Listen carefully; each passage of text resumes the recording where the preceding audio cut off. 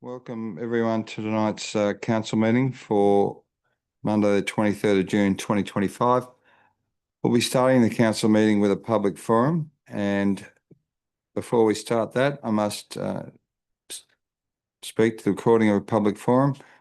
In the spirit of open, accessible and transparent government, public forums are video recorded and webcast. By speaking at a public forum, members of the public agree to being recorded and webcast. Albury City accepts no liability for any defamatory, discriminatory or offensive remarks or gestures that are made during the course of the council or committee meeting. Opinions expressed or statements made by individuals are the opinions or statements of those individuals and do not imply any form of endorsement by Albury City. Recordings are protected by copyright and owned by Albury City.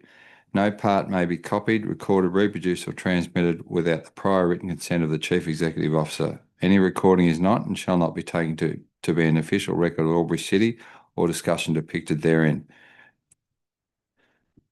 Okay. Conflict of interest declarations received. Mr. Zachnich. Thank you, Mayor Mack.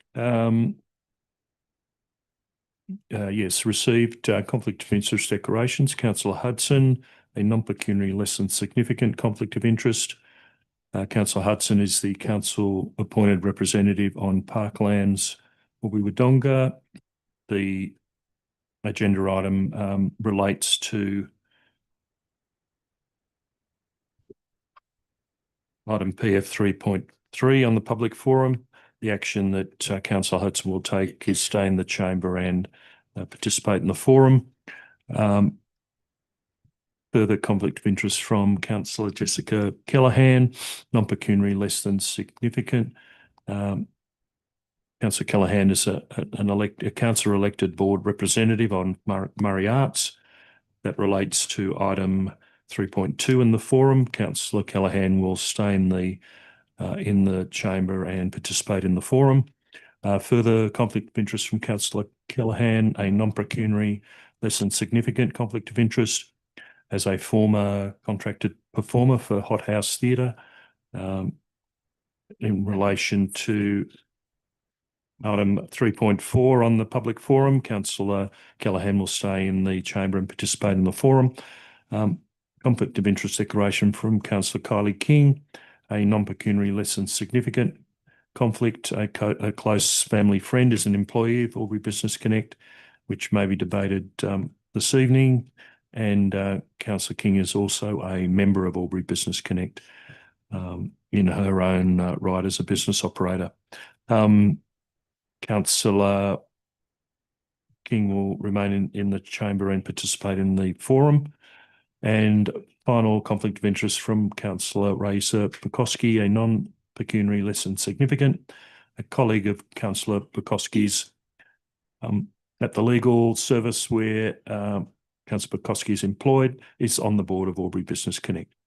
It is a non-pecuniary lesson certificate, as I mentioned, and Councillor Pukoski will remain in the chamber and participate in the public forum. Thank you, Mayor Mack. Thank you, Mr. Zaknich. Our first speaker has a cancellation. Adam died, so we're up to PF 3.2, Cara Crossfight, CM 13.1, 2025-2026 draft financial assistance budget, public exhibition submission, speaking against the recommendation. If you could just step up to the dais, thanks.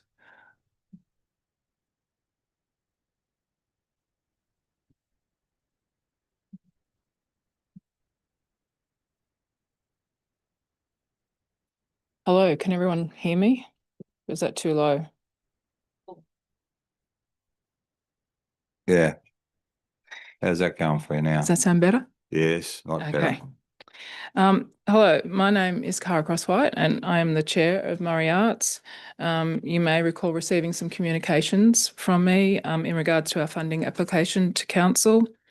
The draft 4-year delivery program and budget was proposed to have a reduction to the funding of Murray Arts of more than 50%, which will have a real impact on our ability to service Albury City.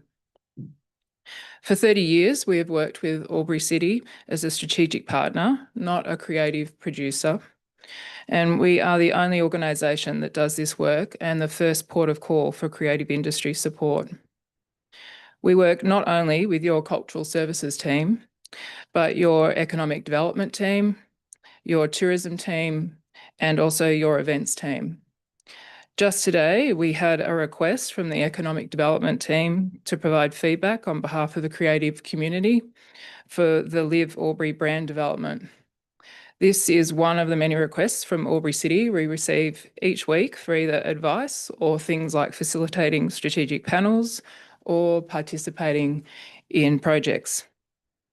Murray Arts also supports your creative organisations and their staff, including Mama, the Pump House, the Albury Library Museum, Albury Entertainment Centre, and not to mention all the other organisations in the Albury LGA. We provide creative development and support for First Nations community, employ First Nations artists, and run Burraja Gallery. We work with some of the communities most vulnerable to offer important programs that assist in preventive mental health measures, community inclusion and diversity. We are one of 15 regional arts development organisations in New South Wales as part of the Regional Arts Network and the only one that works cross-border.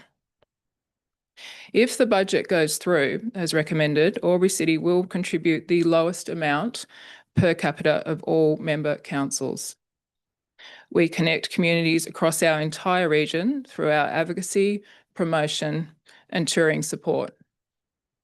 We are in a unique position to provide strategic and promotional support to lift Albury Wodonga's two cities, one community initiative, with a focus on how our unique region's arts and cultural community and tourism offering makes our city one to invest in and to move to. Our ask is modest for the full year of programs and services we provide the community. We would like to see Albury City continue to be the lead LGA of our 6 local government partners in their support of our region's creative industries. Our ROI figures speak for themselves, with Albury City accessing our core operational budget from Create New South Wales by being a member partner. Key feedback from the Creative Albury Roundtable event showed that a substantial amount of the services requested by the community is actually being delivered by Murray Arts. Thank you for your time and consideration to reinstate our requested funding amount. Thank you to the councillors who continue to recognise our creative industries and the impact they have in making our city such a great place to live. Thank you very much. Thank you. I have a question from Councillor Bulban. I did? No. Question from Councillor Callaghan. Thank you, Cara, for your presentation this evening. You mentioned there will be significant impacts to Murray Arts given this reduction. You've talked about a lot about what you do, but what are some of those impacts that you're likely to see at Murray Arts given the reduction of 50%? I'm quite happy to defer to our executive director that's here tonight. I mean, the impact straight away will be staffing. So we will not be able to service some of the things in our agreement with Albury City because we just won't have a staff member potentially to do all the various things that we do for Albury City. That will be the biggest impact. Yeah, thank you. Was there anything else you wanted? Is our executive director allowed to? Sure. Yep. More information, the better. You need to be on microphone. You need to be on the mic though. Thanks.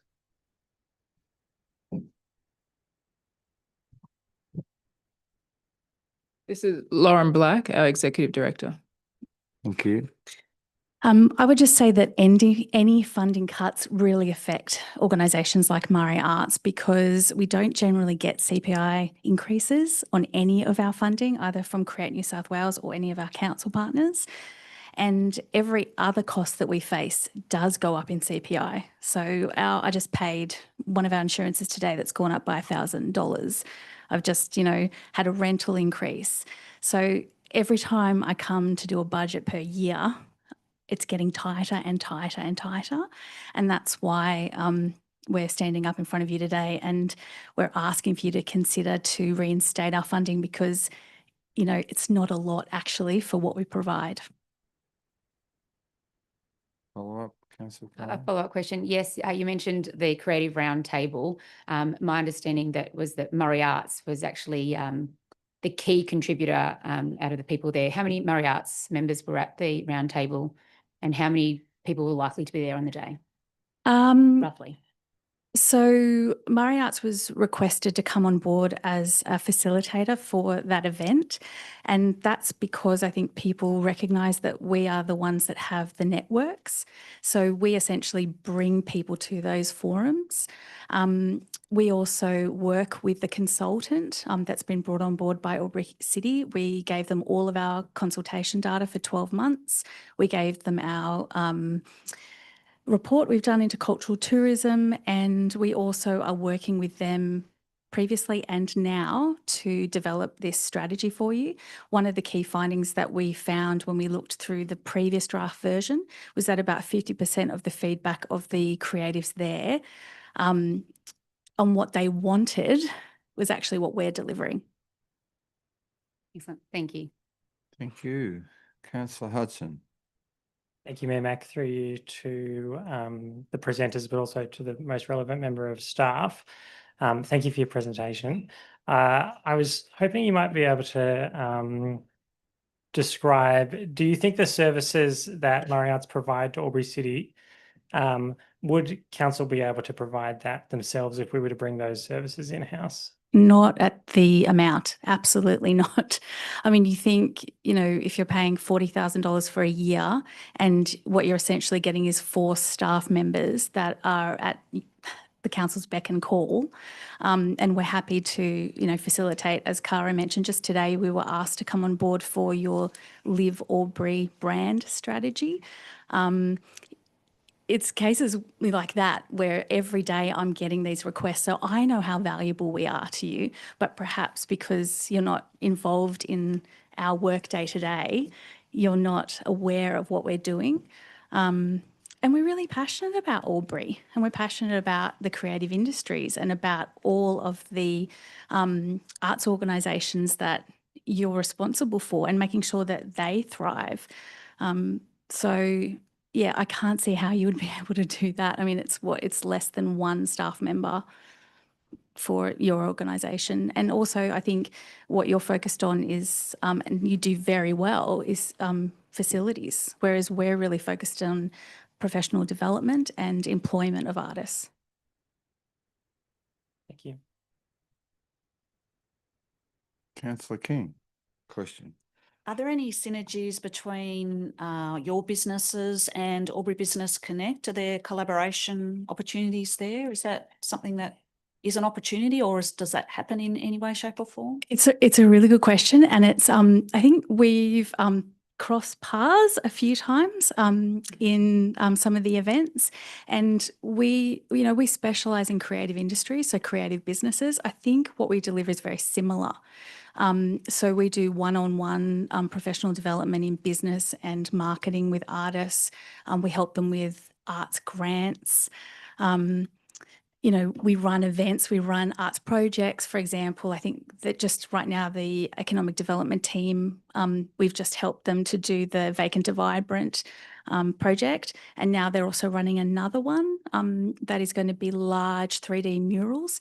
So they've come direct to us because I think the consultant that they've got on board to run that project doesn't know how to do an EOI, doesn't know how to access artists, not just in Albury, but in the whole region. So up until now, we've sort of been saying, yeah, that's fine. We can help you with that.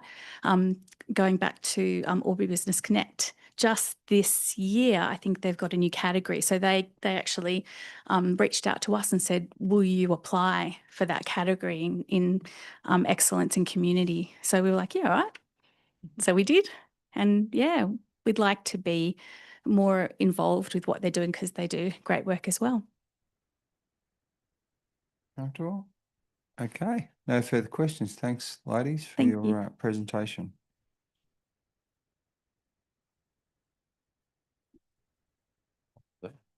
Just resetting the time. Oh, good. Yeah. Put it on here. Okay, we're up to PF 3.3, Daryl Betteridge, CM 13.1, 25-26 draft financial assistance budget, public exhibition submission, speaking against recommendation. Thank you, Daryl.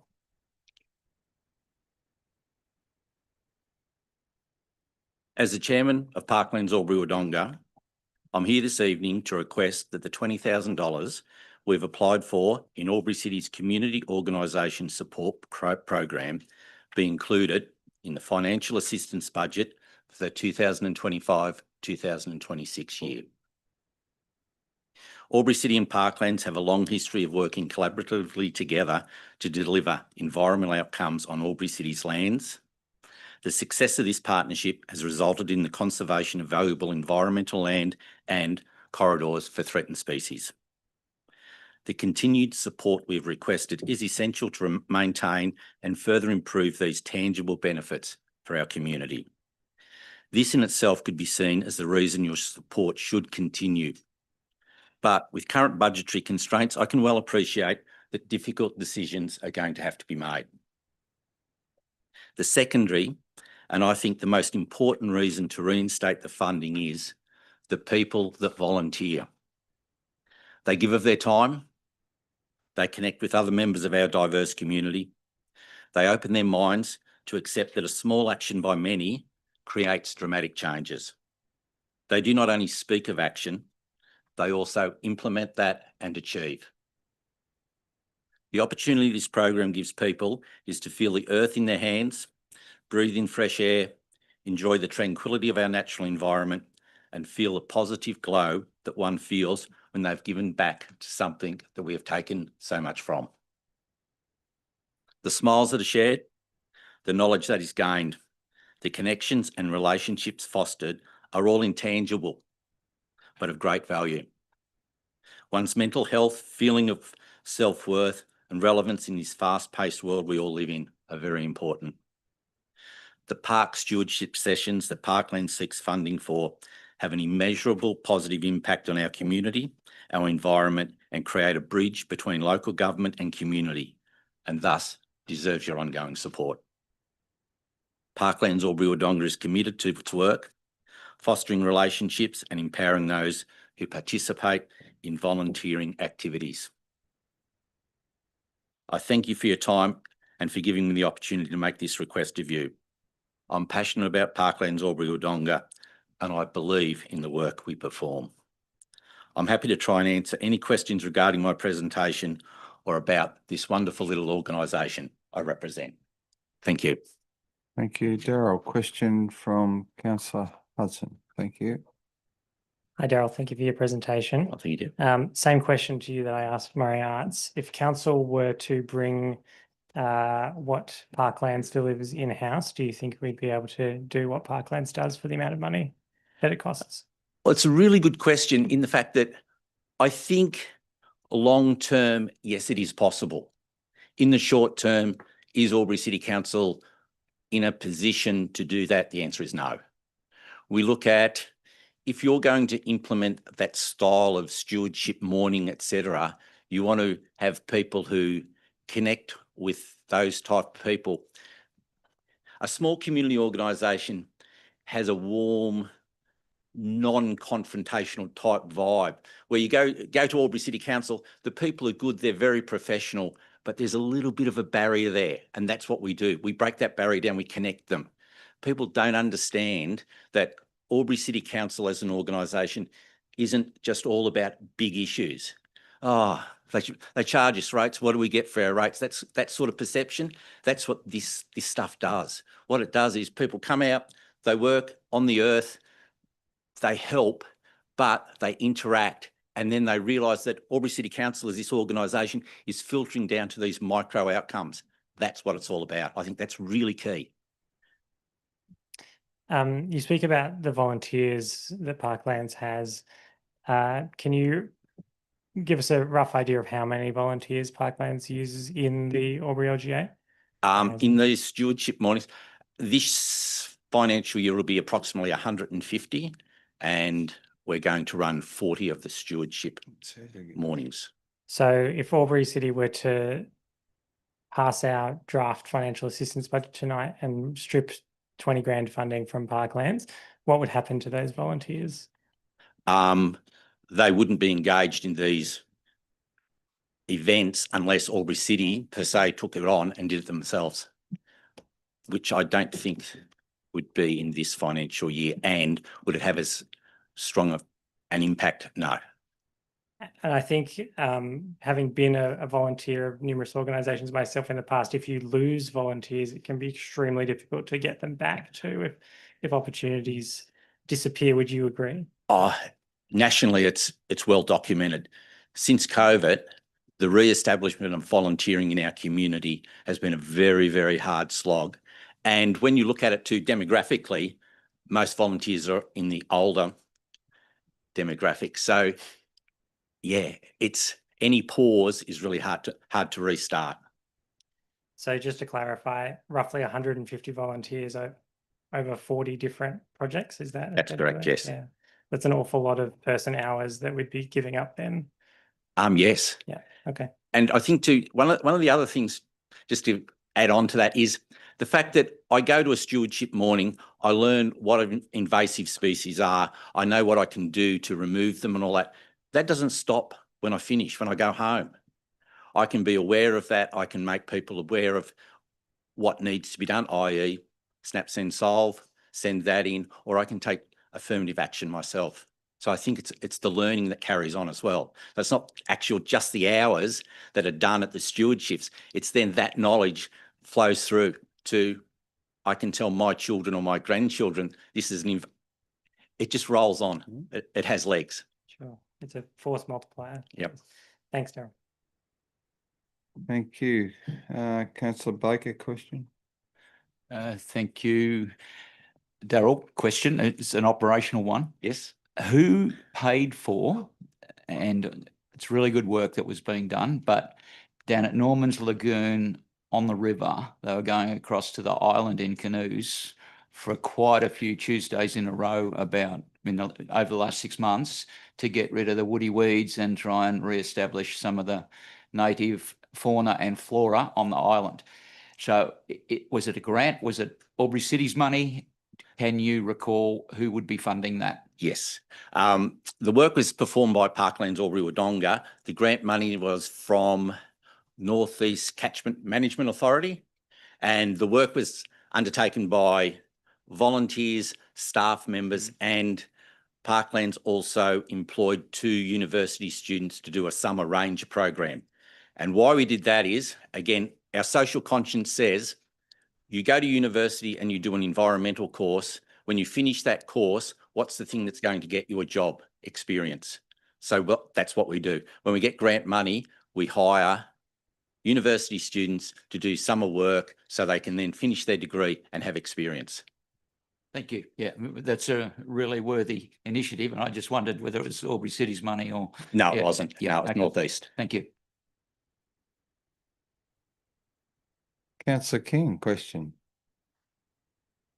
Congratulations, Daryl. You are very passionate in this space, and thank you to you and your volunteers for the tremendous work that you do. So just want to put that for the outset. Thank you very much. Are you able to clarify the actual input costs involved? So the 20,000, you talk about the stewardship program.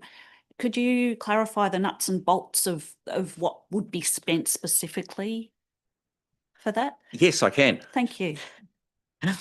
So 40 stewardship mornings are done per year, which equates to $500 per stewardship morning.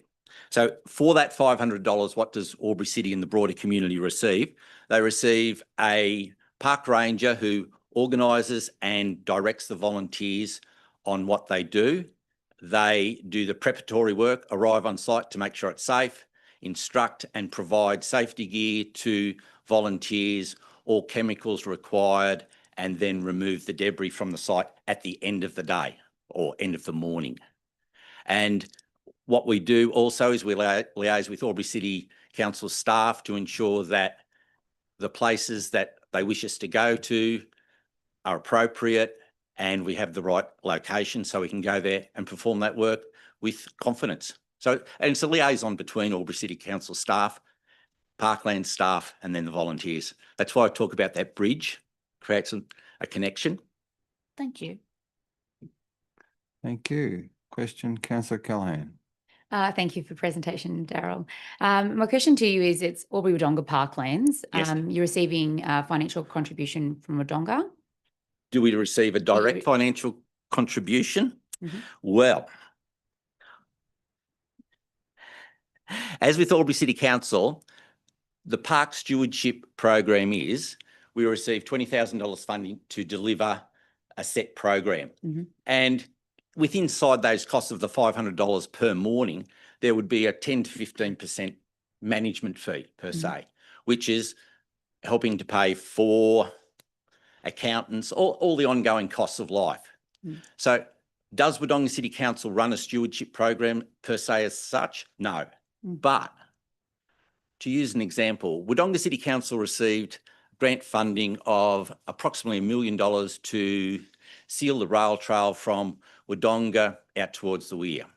So what Wodonga City Council did, it employed Parklands Albury Wodonga to put in place the infrastructure, i.e. seats, wayfinding signs, etc. We contracted to do that. We were paid, we made a profit, and then that profit helped us to run our ongoing operations.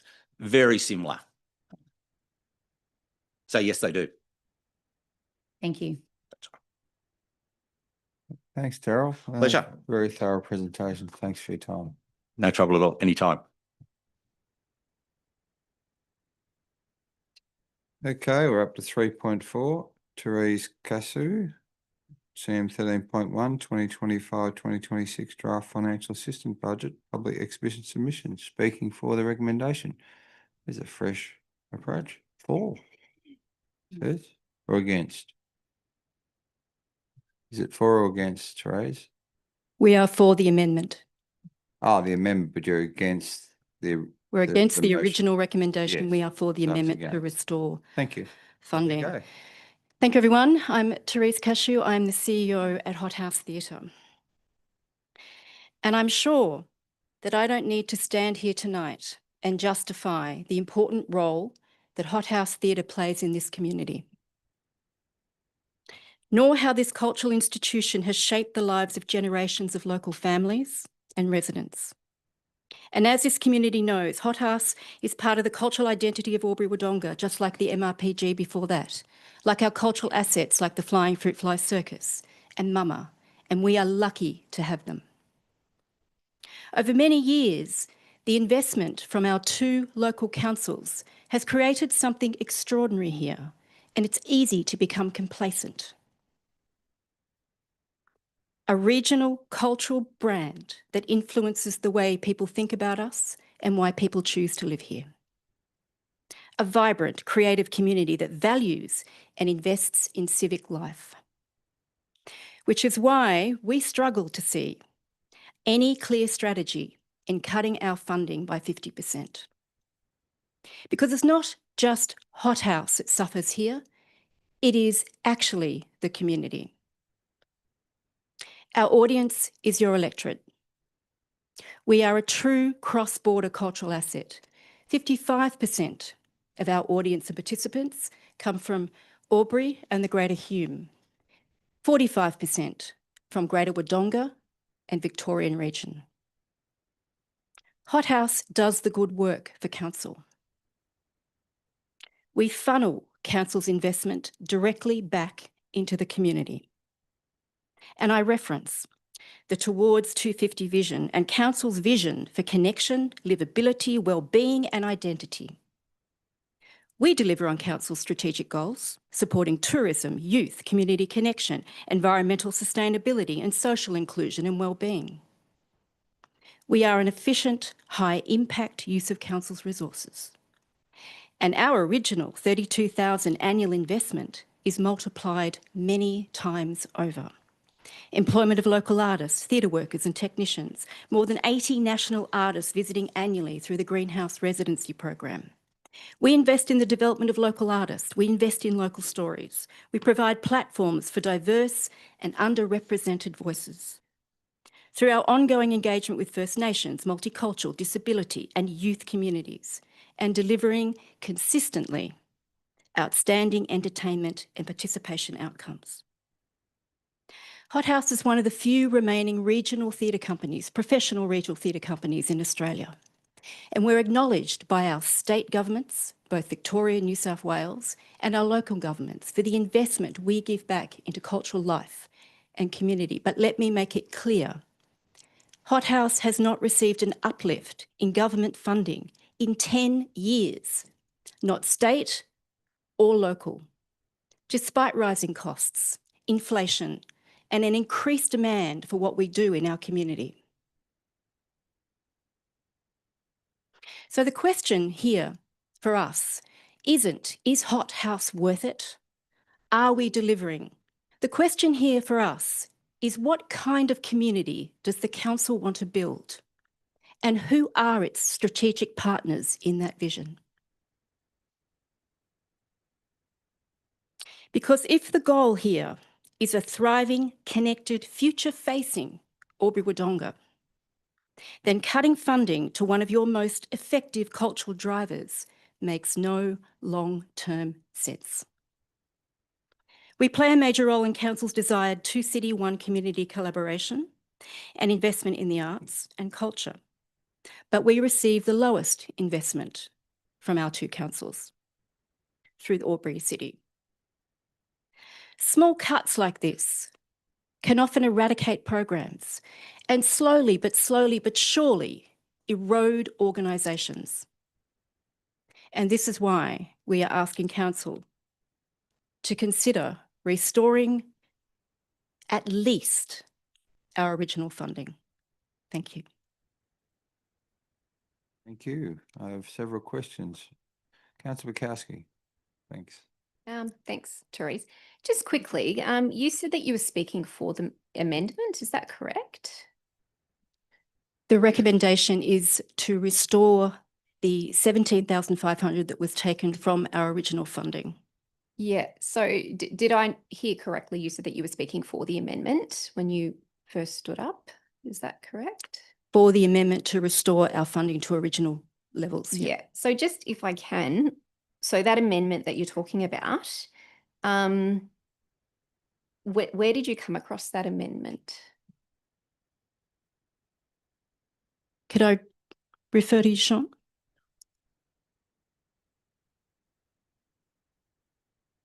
Actions to continue with 50% funding cut.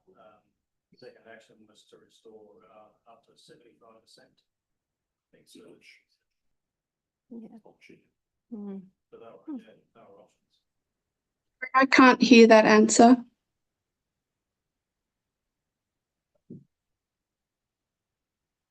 Thank you, through you, Mayor Mac. So the answer related to the options that are in the report on draft financial assistance, one of the options was to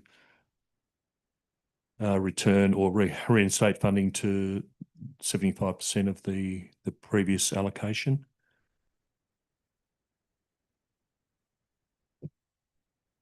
You comfortable with that, Councillor Gladkin? Thank you.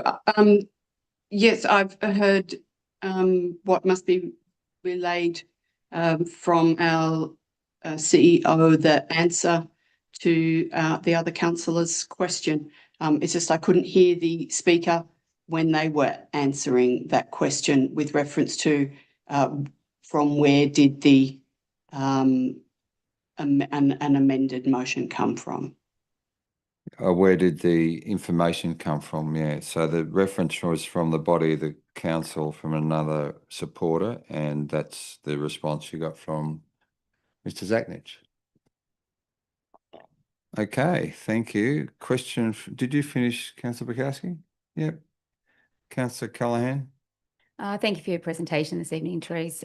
Just a question in regards to annual numbers through the Hothouse Store and also that financial local impact that we see beyond people attending. Could we have some numbers in the order of how many people are visitors to Hothouse on an annual basis? I don't have a direct number for annual participation because it's varied and it's broad. So the people that come into our theatre are part of the I guess, response we have and people participating with us. But then it's countless young people through our schools program. It's countless people through our workshop program, through our residency program. But I can take that on notice if you want an exact figure. No, even just sharing that helps to capture the participation. Thank you. Yeah. Question, Councillor King. Thank you for your presentation and thank you for the great work that Hothouse does achieve in our community. Can you speak to the philanthropic support that you might receive or your fundraising initiatives? How's that going? Yeah, so, a big part of any small arts organisation is diversifying its income, and we work very hard to do that. So every year we have an annual donation campaign. We run that twice a year. We look at giving campaigns. We have also sponsorship drive and sponsorship campaigns. So there's no stone unturned in a small organisation when you're looking for elsewhere to diversify your income. We're always looking for trusts and foundations. We're constantly applying. Thank you. Thank you. Thank you for your presentation and thank you for the time. Thanks. Okay, we're up to 3.5, Amanda Giblin, Albury City Draft 4-Year Delivery Program, Operational Plan, Long-Term Financial Plan, Public Exhibition Submission, speaking against the recommendation. Thank you.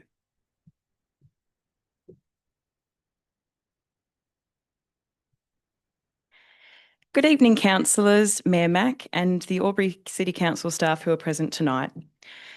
My name's Amanda Giblin and I thank you for providing me with the opportunity to speak against the proposed budget, specifically against the removal of funding for the Eastern Hill redevelopment plan.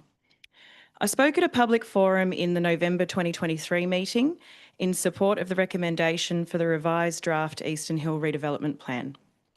At this meeting, councillors voted 8-1 to endorse the plan and also to take a biodiversity assessment, a full cultural heritage assessment and to further consult with the Community and Aboriginal Advisory Committee on any detailed design. This project's been the subject of much discussion in our community throughout the design and consultation process.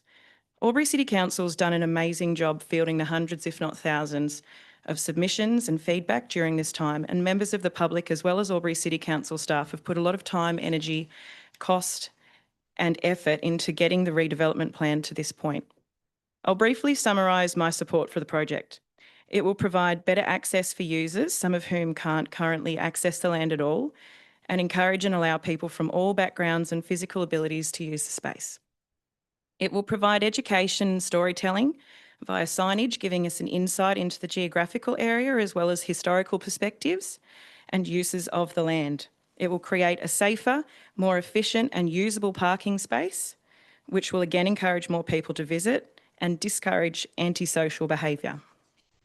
It will create more trails for walkers, runners and riders to utilise and enjoy the hill, get out in nature and exercise.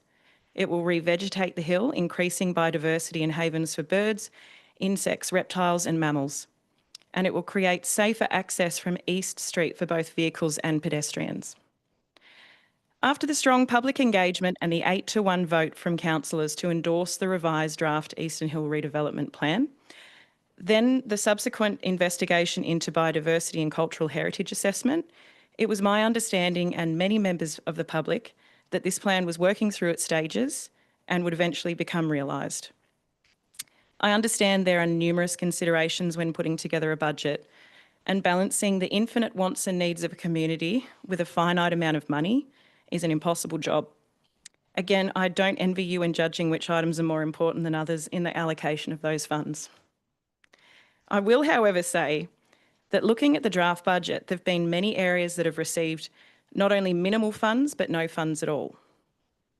In relation to the Eastern Hill Activation Plan, this means that all planning, further investigations, design, costings and consultation will cease, and the work and time put in by hundreds of members of the public and the Albury City Council staff to date will have been in vain.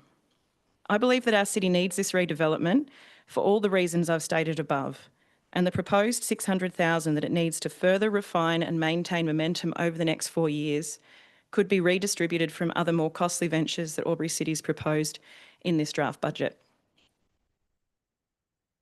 Generally, across all areas of the proposed spending, I feel that a lot of funds have been allocated towards infrastructure and major projects, for example, the Albury Entertainment Centre revamp, and that could be spread out over additional years, and the savings from that move could be given to smaller ventures like the Eastern Hill redevelopment plan to optimise costs through momentum rather than waste the work already put in and having to pick it up cold in 4 years' time. How much will that cost in the long run? Activating a central Albury nature reserve with views and positioning that every regional town would pay dearly to have as both a local user experience and visitors attraction will do nothing but good for Albury, and cutting all funding to this venture might make the budget look good now, but at what cost? At what cost to our community for usability and accessibility for those who can't bushwalk along the unkept dirt track that's currently there? At what cost to the visitor experience, a major draw card to the region for hikers, trail runners and bike riders, and the tourism dollars we'd attract? At what cost to our local community's physical fitness and spiritual well-being? And at what cost for our ecology on an almost barren hillside, losing a chance to revegetate this prominent central area? I would kindly ask that councillors and Albury staff review the current proposed budget and include funding for this relatively small undertaking that has a huge positive impact on our community that will last generations. Thank you. Thank you. Questions? Thanks, councillors. No. Thanks, Amanda. Thanks for your presentation. Thanks you. for your time. Okay, we're up to 3.6, which is Mr. Barry Young speaking to the Albury City Draft 4-year delivery program, operational plan, long-term financial plan, public exhibition, speaking against the recommendation. Thanks, Barry. Thank you, councillors, for the opportunity to present in this forum. I'm speaking against the proposed budget and requesting that funds be brought back into the budget for the beautification of Dean Street.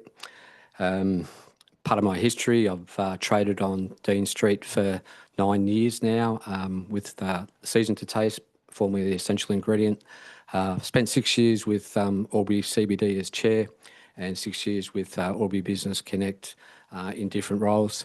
So very passionate and take a lot of pride in Albury, the Albury CBD in particular, and Dean Street totally, because I understand the impact that Dean Street has on the broader economy. And if you look at George Street in Sydney and Collins Street in Melbourne, they have significant impact on the local economy, and they are a barometer to those cities about how the city's performing and how it's perceived by those that visit the city.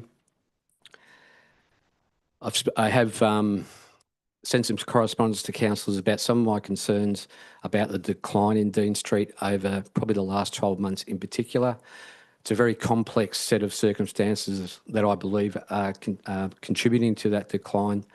But one of the areas that can be not easily dealt with, but dealt with reasonably simply is providing funds for the beautification of Dean Street. It sends a clear message that Albury is open for business, that we take pride in our city, that we take pride in our street. As the street continues to decline, we see that pride being taken away from traders. One of my concerns about is the use of retail and the retail that we're now attracting into Dean Street. The dynamic has changed significantly over the last 6 months. Leases that are now expiring are not being renewed.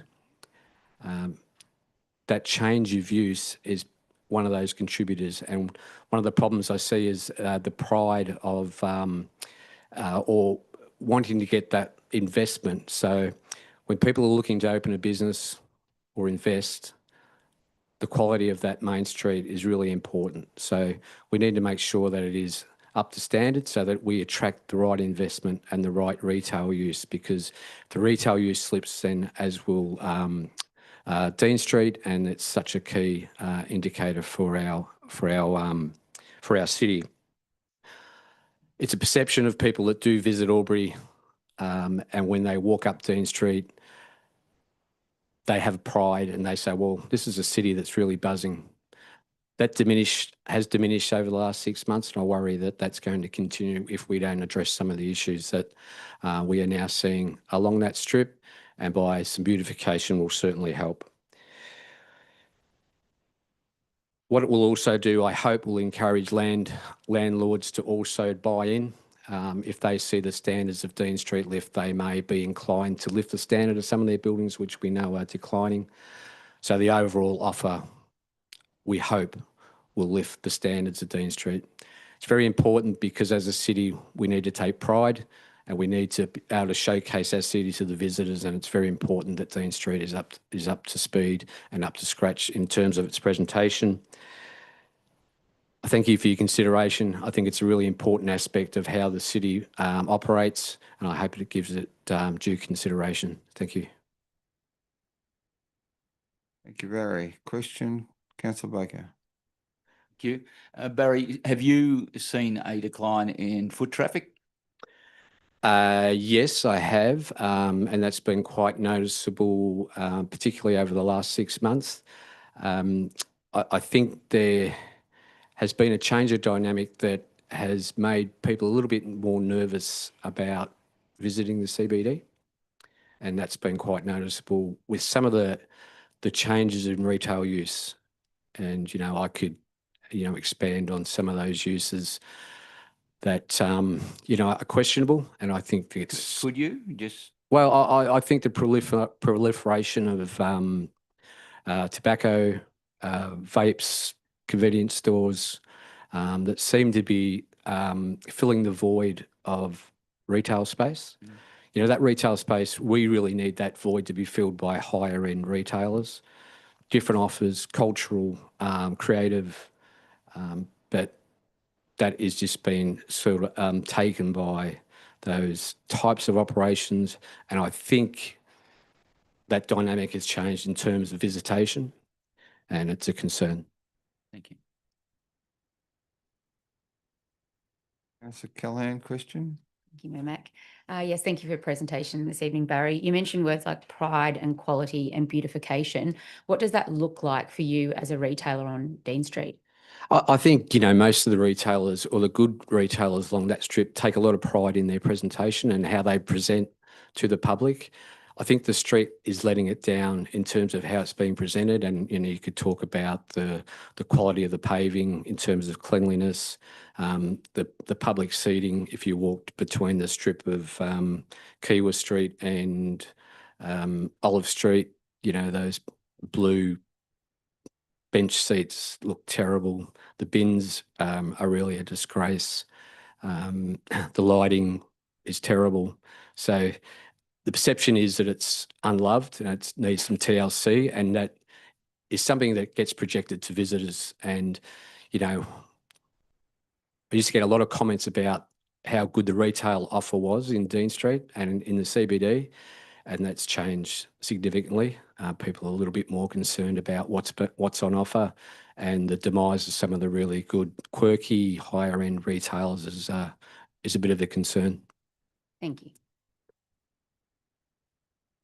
Barry, in relation to you're close to the parklets, how do you think, what's your opinion on that at the minute in terms of their current state?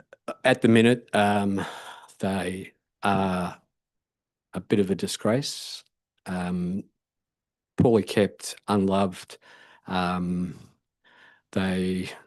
just need to look at the planters. The plants have mostly been replaced by rubbish. They tend to be a little stop-off spot for people wanting to buy their tobacco, and bit of an outlet for the smoke station, I guess. That people can queue up there and just use the parklet as a bit of a place to stop before they go and get their cigarettes.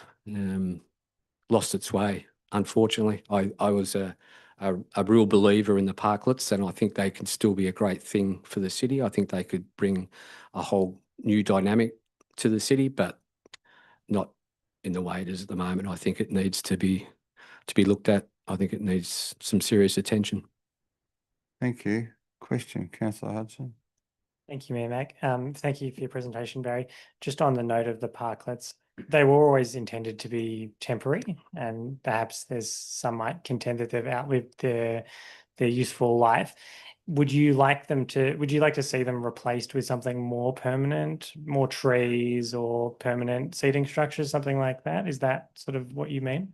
Yeah, I think there's an opportunity to refine the offer. I think what's working there doesn't work at the moment because it's not serving any real purpose. I think obviously greening would be a great way to soften Dean Street a little bit, and really those parklets should be there to bring people to the city, but encourage them to stay longer. And there's great examples of parklets in major CBDs that really work well, and it could be that it's a parklet station where you can put a bike, you can ride into the city, park your bike. Now it's safe.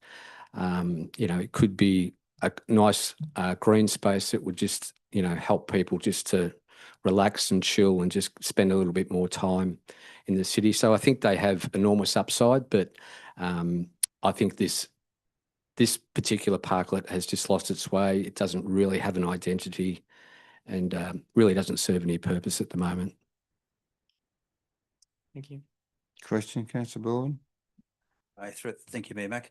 Barry, you've mentioned the streetscape, which I'm aware of. As a retailer in the section, in the strip, have there any other mitigating circumstances that you feel that is going on in Dean Street and with the lack of people? Yeah, I think the dynamic has changed, and I think that's a reflection of the retail use. I think there's an element of businesses there that have got a customer base that people do feel a little bit intimidated by. And I have examples of our doors always open to the street, and daily now we have stand-up arguments out the front that just never happened. And people swearing at each other at the top of their voice. A lot of feedback from customers saying how uncomfortable they feel at certain times of the day. My own staff feel uncomfortable coming to and from work. My wife walks the dog. Well, we walk the dog down through Dean Street every day, and only last week she had some sort of unsavoury characters with a dog off the lead attack our dog. She just said, "I can't walk down there anymore." So it's not good. That's a follow-up, if I may, Mayor. And with the vacancy rate in Dean Street, have you got any intel on particularly why that happened and why the amount of shops have shut over the journey the last 12 months? I really think it's a lack of higher end retailers considering Albury as a place to do business. I think that void is being filled by those lesser quality retailers, but I think the higher end nationals are probably not really having Albury on their radar at the moment. And I think anyone with a slightly different business idea would not jump at Dean Street at the moment. It's a high cost of doing business, so the leases are quite expensive there, and I don't think the streetscape supports that level of investment. So I think anyone looking to come and invest in Albury, if they walked up and down the strip, they would probably think twice about committing to a lease at the moment. And I think that's just reflecting, we've had a number of retailers finish up just recently. They just worked their lease and thought, no, that's it. So yeah, I think unless it's addressed, I think it could be a bigger problem. So it'd be nice if we could dip it in the bud and get it back on track. So Barry, just the last one in relation to your contention that it's an amenity issue and the aesthetics of the street are dragging it back. The question about rents and leases, I mean, that's purely an owner perspective, and certainly what I've noted is that they're asking 3 times what they ask in metropolitan areas, and that's up to them to determine who they have in their shop. So it's very hard. Whilst I agree with the amenity, it does need certain and significant improvements, but the rents are determined by the market, and I think that's really pricing good businesses out of that market. Yeah, absolutely. But having said that, I always think even the cost with rents, historically, if you can run a good operation, run a good business, you'll thrive on Dean Street. That was always my view, probably up until 6 months ago. I'm not sure that's the case right now. I think you would think twice about paying that higher rent. I think historically, I wouldn't have a problem with it, and I would even assess, going forward, whether to renew a lease at the price level based on current circumstances. So I think, I think, as I said, it's a really complex issue, the whole amenity. This is only one very small part of it, but I think it's one small part that can make quite a dramatic impact. But yeah, it's a very complex set of circumstances, and there really needs to be buy-in from New South Wales government in terms of how they deal with certain business users. Yeah, for sure. Thanks for that. And there appears to be no further questions, so thanks, Barry. Thank you.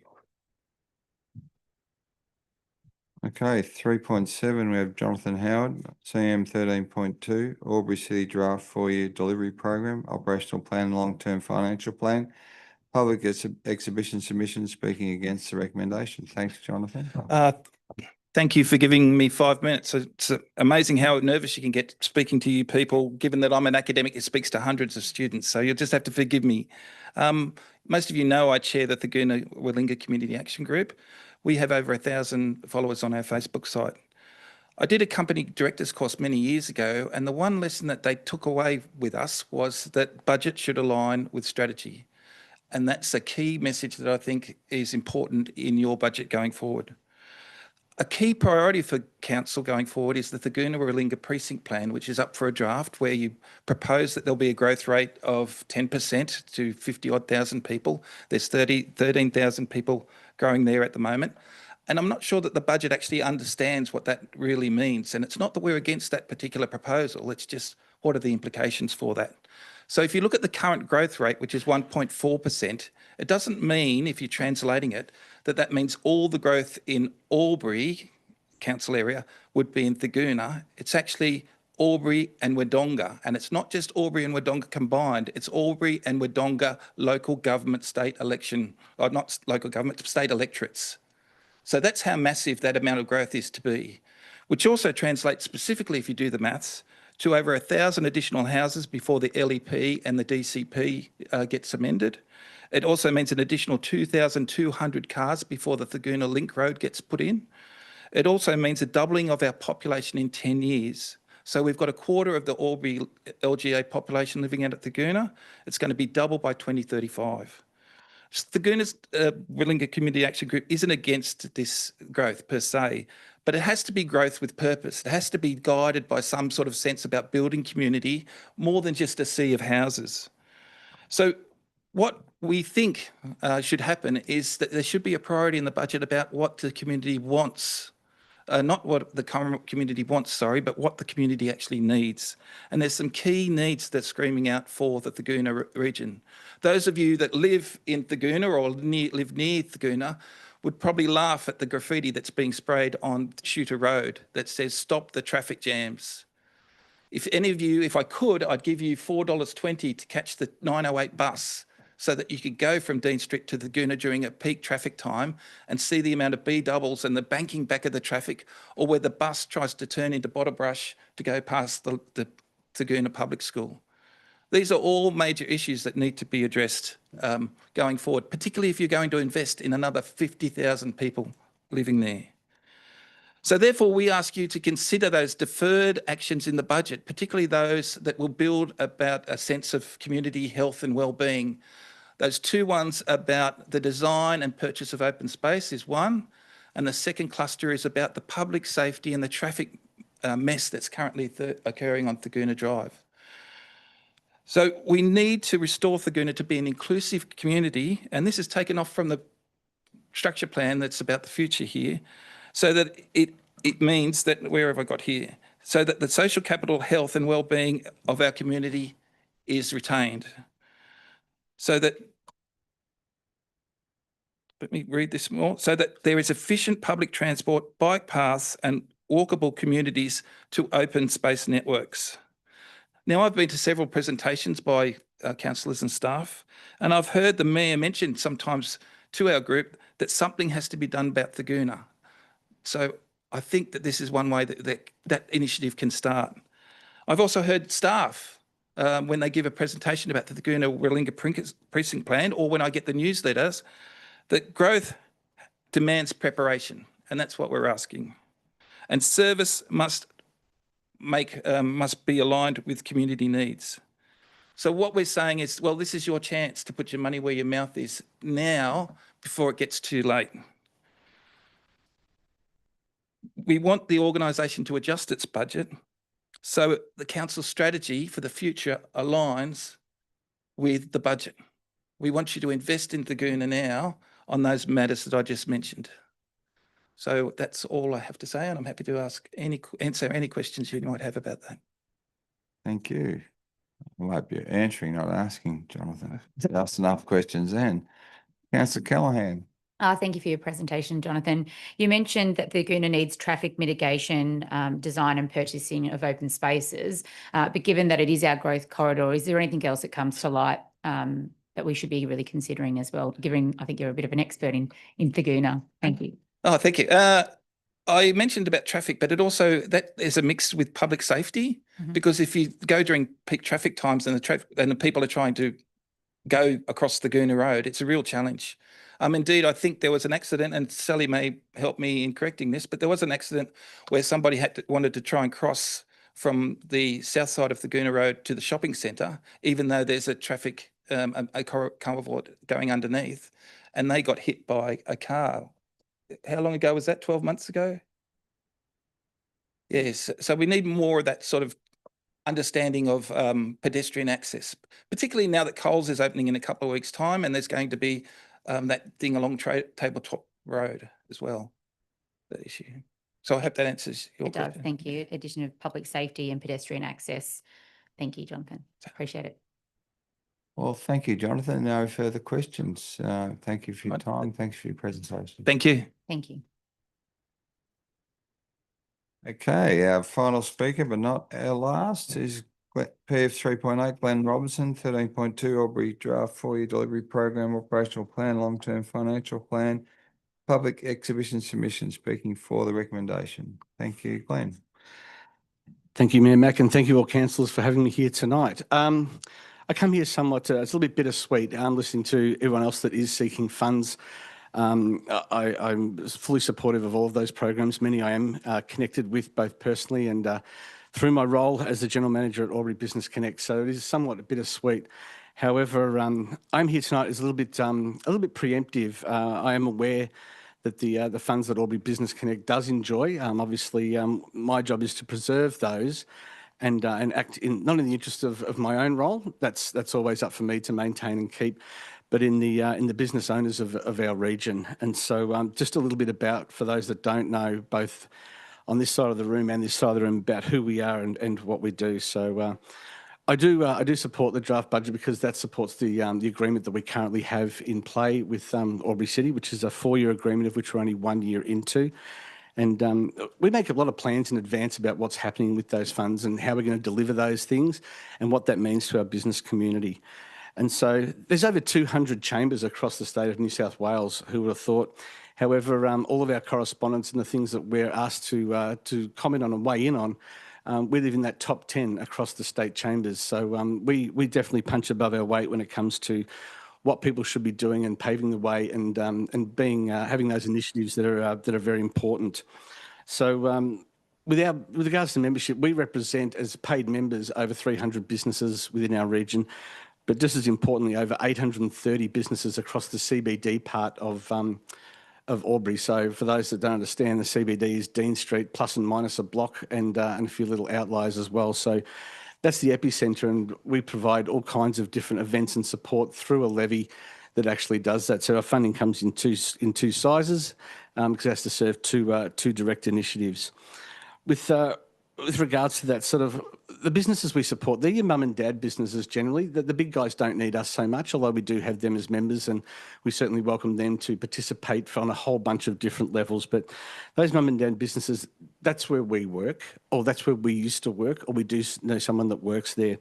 If we forget about them, or if we start to remove what we provide those businesses, then we start to unravel the fabric of what keeps us all in a job. We unwind the fabric of what is the longevity, and we take apart, as Barry was mentioning earlier, that's sort of the reason to be here and what makes us vibrant. And as soon as we start to unpick at that, it's a road to despair. I've been around business for a long, long time. It's sort of been pretty much every career I've had's been around that, and certainly. The one thing I've come to learn is if we start to dismantle something that's working to support something that needs a different approach, then that's not a good legacy to leave behind. So right now we're coming to the end of a 12-week program across businesses, particularly within our LGA. Obviously focusing a lot on the CBD, but also out at Lavington, out at Thurgoona, and all of those businesses where we have 80 businesses participating, and part of that initiative is to drive new customers into the doors of those businesses. I couldn't think of anything more important. 80 businesses. I just want to stop and in your mind line up 80 businesses in a row.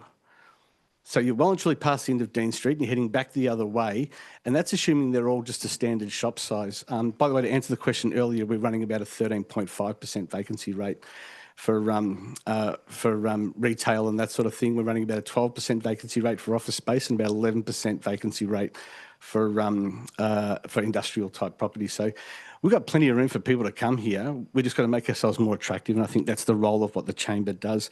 But if you look at that program now, we've invested enormous amounts of resources. We've worked day and night. We've actually got national brands to come and fund that. It's not like we're using other funds. We've actually found the Telstras of this world, the big chain stores, to actually come and put up the prize of that, which is $5,000. I don't see too many other groups right now with those sorts of prizes and engaging that sort of thing within their consumer base within their city. I think that's unique for us. So these are the things that we do, and I think that's it's important to remember that this is what we do each day at Chamber. There's we have hanging off us somewhere around 30 plus volunteers. We're about to run the business awards with record entries. When I ring around my counterparts in other chambers, they only dream of what we have here. They don't have full-time staff. They have small boards and they do very small events, small breakfast events, small after-hours events, whereas we're running a whole bunch of initiatives. And there's nothing pleases me more than when I speak to people And I'll give you the list. People like Telstra, Westpac, two of our local banks right now, Optus, NBN, Australian Gas Infrastructure Group, Inland Rail coming to town, want to engage with our business community, the Reserve Bank of Australia, the Department of Home Affairs, the Department of Primary Industries, our two universities, TAFEs and Business New South Wales. We hold those relationships.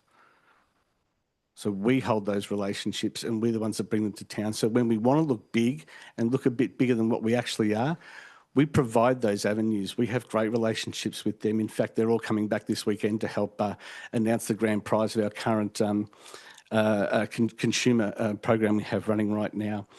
So for us, these are the things that we do all day. They go unnoticed. They're not easily seen, but it's the little things. It's when you're walking through the Myer Centre at Easter time and you see someone in a bunny suit with chocolate Easter eggs, that's us.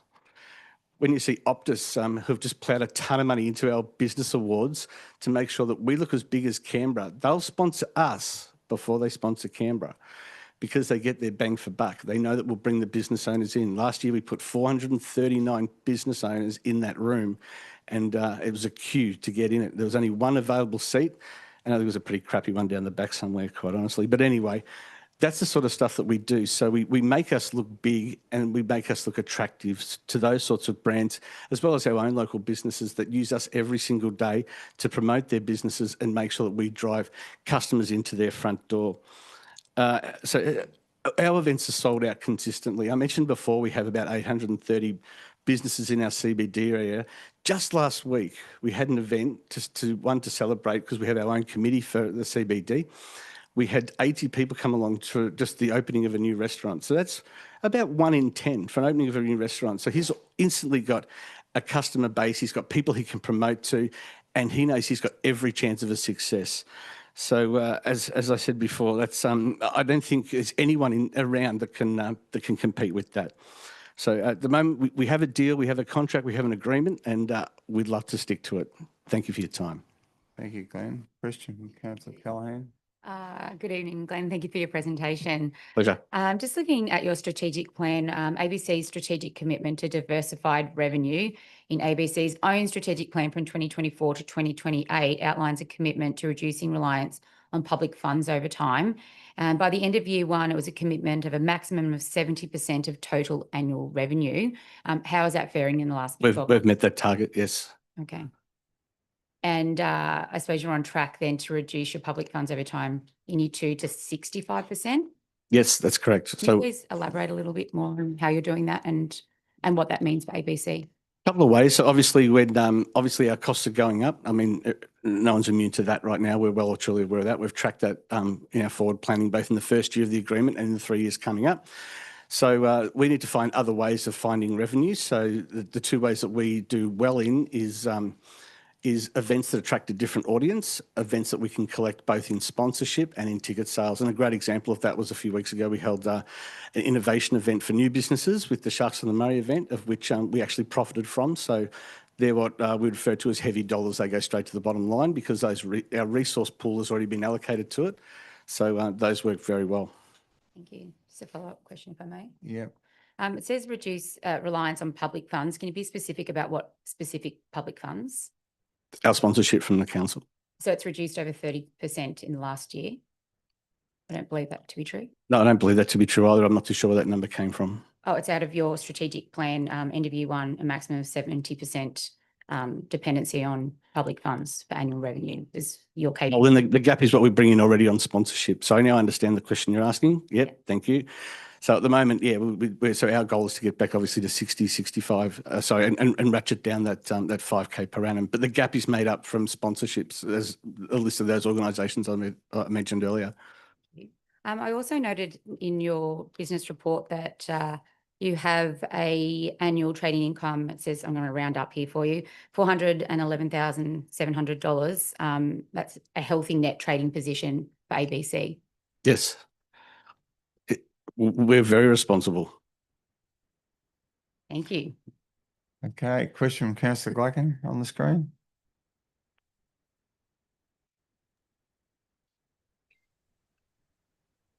You to the speaker. You quoted some membership numbers early on. It was 800 and something and 300 and something. One's the CBD component and the other is other businesses. Can you confirm that, please?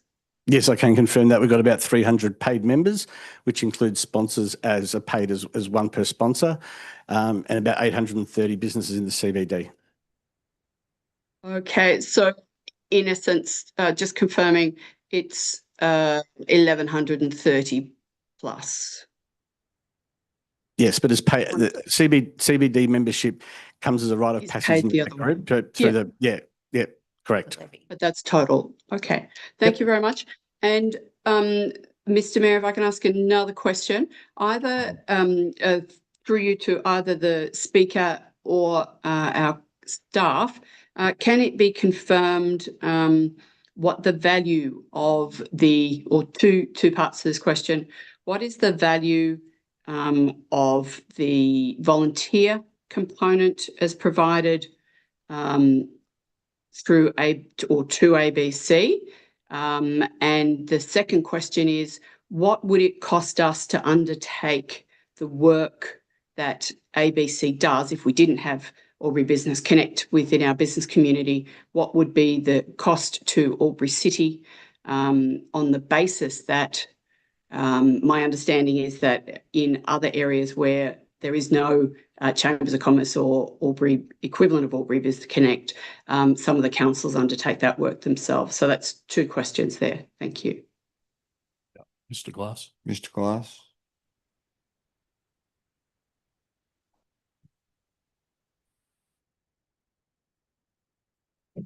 Thank you for the question, Councillor Glacken, and through you, Mayor Mack.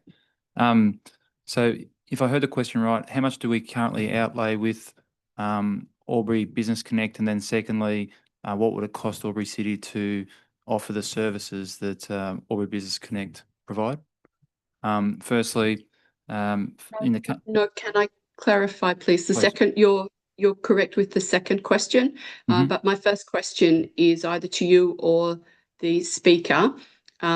What is the value of the volunteer work that is undertaken for or with Albury Business Connect, not by Albury City, but people who volunteer their services and facilities, etc., to Albury Business Connect? What is that value?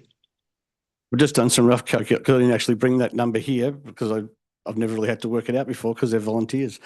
I've just done some, and remember, don't hold me to this, but roughly speaking here, given how many volunteers we know we have, which includes things like our board, brings all the way down to with business awards and judges and other business owners, things like that. Roughly assuming an average time of remember they're professional people, I've given them an average of $100 an hour. We're in the order of somewhere around $210,000. Thank you. And for the second question then, probably through to the member of staff. Yeah, thank you for the question, Councillor Black, and through you, Mayor Mack. Firstly, there's elements of what Albury Business Connect do that we wouldn't have the capacity to do in terms of the mentoring and the award volunteer that was just referenced in the first part of that question. Albury City could not do that in our own right. We couldn't judge business awards and provide the mentorship and the networking that that Albury Business Connect do. Secondly, from a business development perspective, we have done some work in the past, and I'm happy to take the question on notice, but we have estimated that it's at least twice the cost for us to do the business development work that Albury Business Connect do, that they provide for Albury City. Comfortable, Councillor Glacken? Yep, okay. Yes, that's fine. Thank you very much. Thank you. Councillor King, thanks. Thank you, Glenn, for your presentation. Noting it is a 4-year funding agreement, there are some very clear identified and agreed strategic objectives, and those key performance indicators, how present are they in your mind? Because from my reading of it, if you certainly don't meet them or there's a negative trend, there are steps that says Albury City can terminate the agreement and demand the refund of sponsorship. We actually had we had a KPI update just last week with the EcoDev team here at Council. On many of them, we're over and above, financially over and above. The only thing that we'd like to see more of is paid memberships. But as we know, talking to other chambers, and particularly the state chamber itself, is around 12,000 members short of where they were in a post-COVID world. So given where we were and given what we're doing and the things we're working on, particularly out in Thurgoona, we're having our second event to engage with businesses out there. We believe in the next 12 months we can put that back to where we'd hope to be, which is well and truly into that mid 300s as well. So that workload is on us. But there's 73 metrics that make up ABC's KPIs across Albury CBD and across ABC itself. And pretty much across the board, most of those have already been met with about a week left in the financial year. So yeah, had that update just last week with council staff. Thank you. Councillor Baker, question? Thank you. And thanks for the presentation, Glenn. Could you give me just a good guess how many staff would be employed by the membership base of Albury Business Connect? We do carry, we have to take an estimate of that. It's very hard because you put a member on like Telstra, who's got 19,000 people, that skews the numbers. So we play that quite rationally, but our reach through those 300 business owners, remember they're just members, they're not people like CBD that also enjoy those other benefits. If you unpack that, it's somewhere around 5,800 different people who have a benefit, the ability to enjoy the things that we do, the events that we do, the different workshop programs, government legislation updates, and all the things that we do as a business chamber. Thank you. Thank you, Glenn. No further questions. Thanks for your presentation and your time tonight. Thank you. Okay.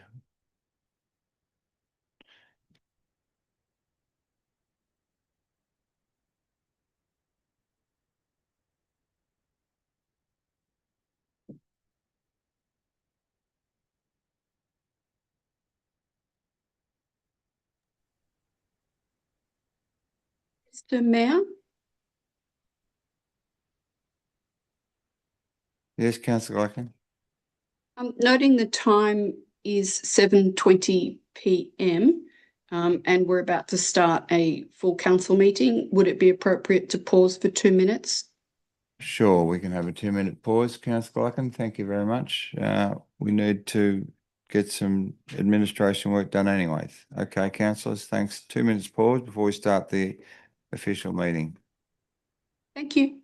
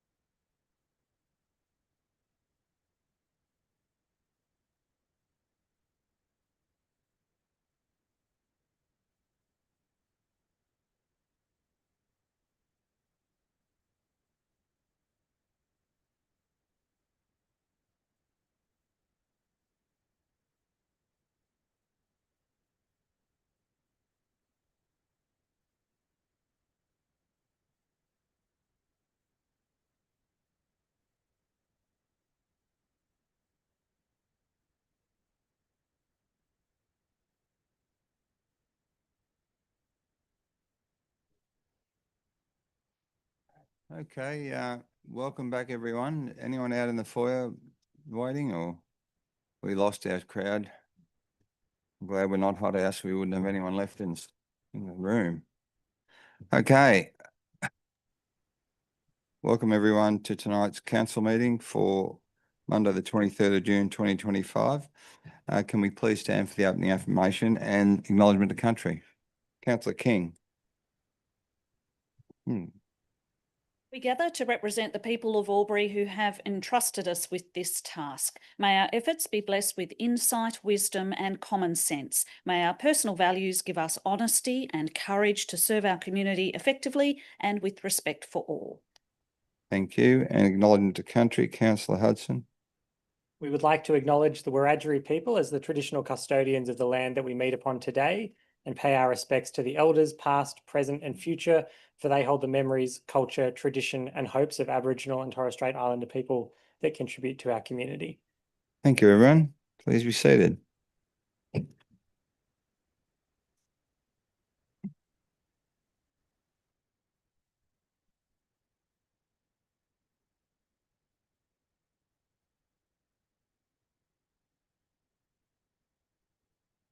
Okay, recording and webcasting of the meeting.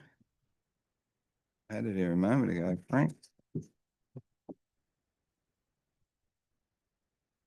What do I do with it?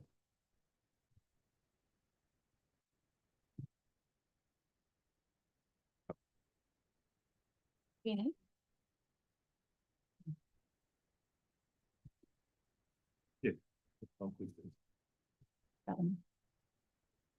I'm on there. Usually is.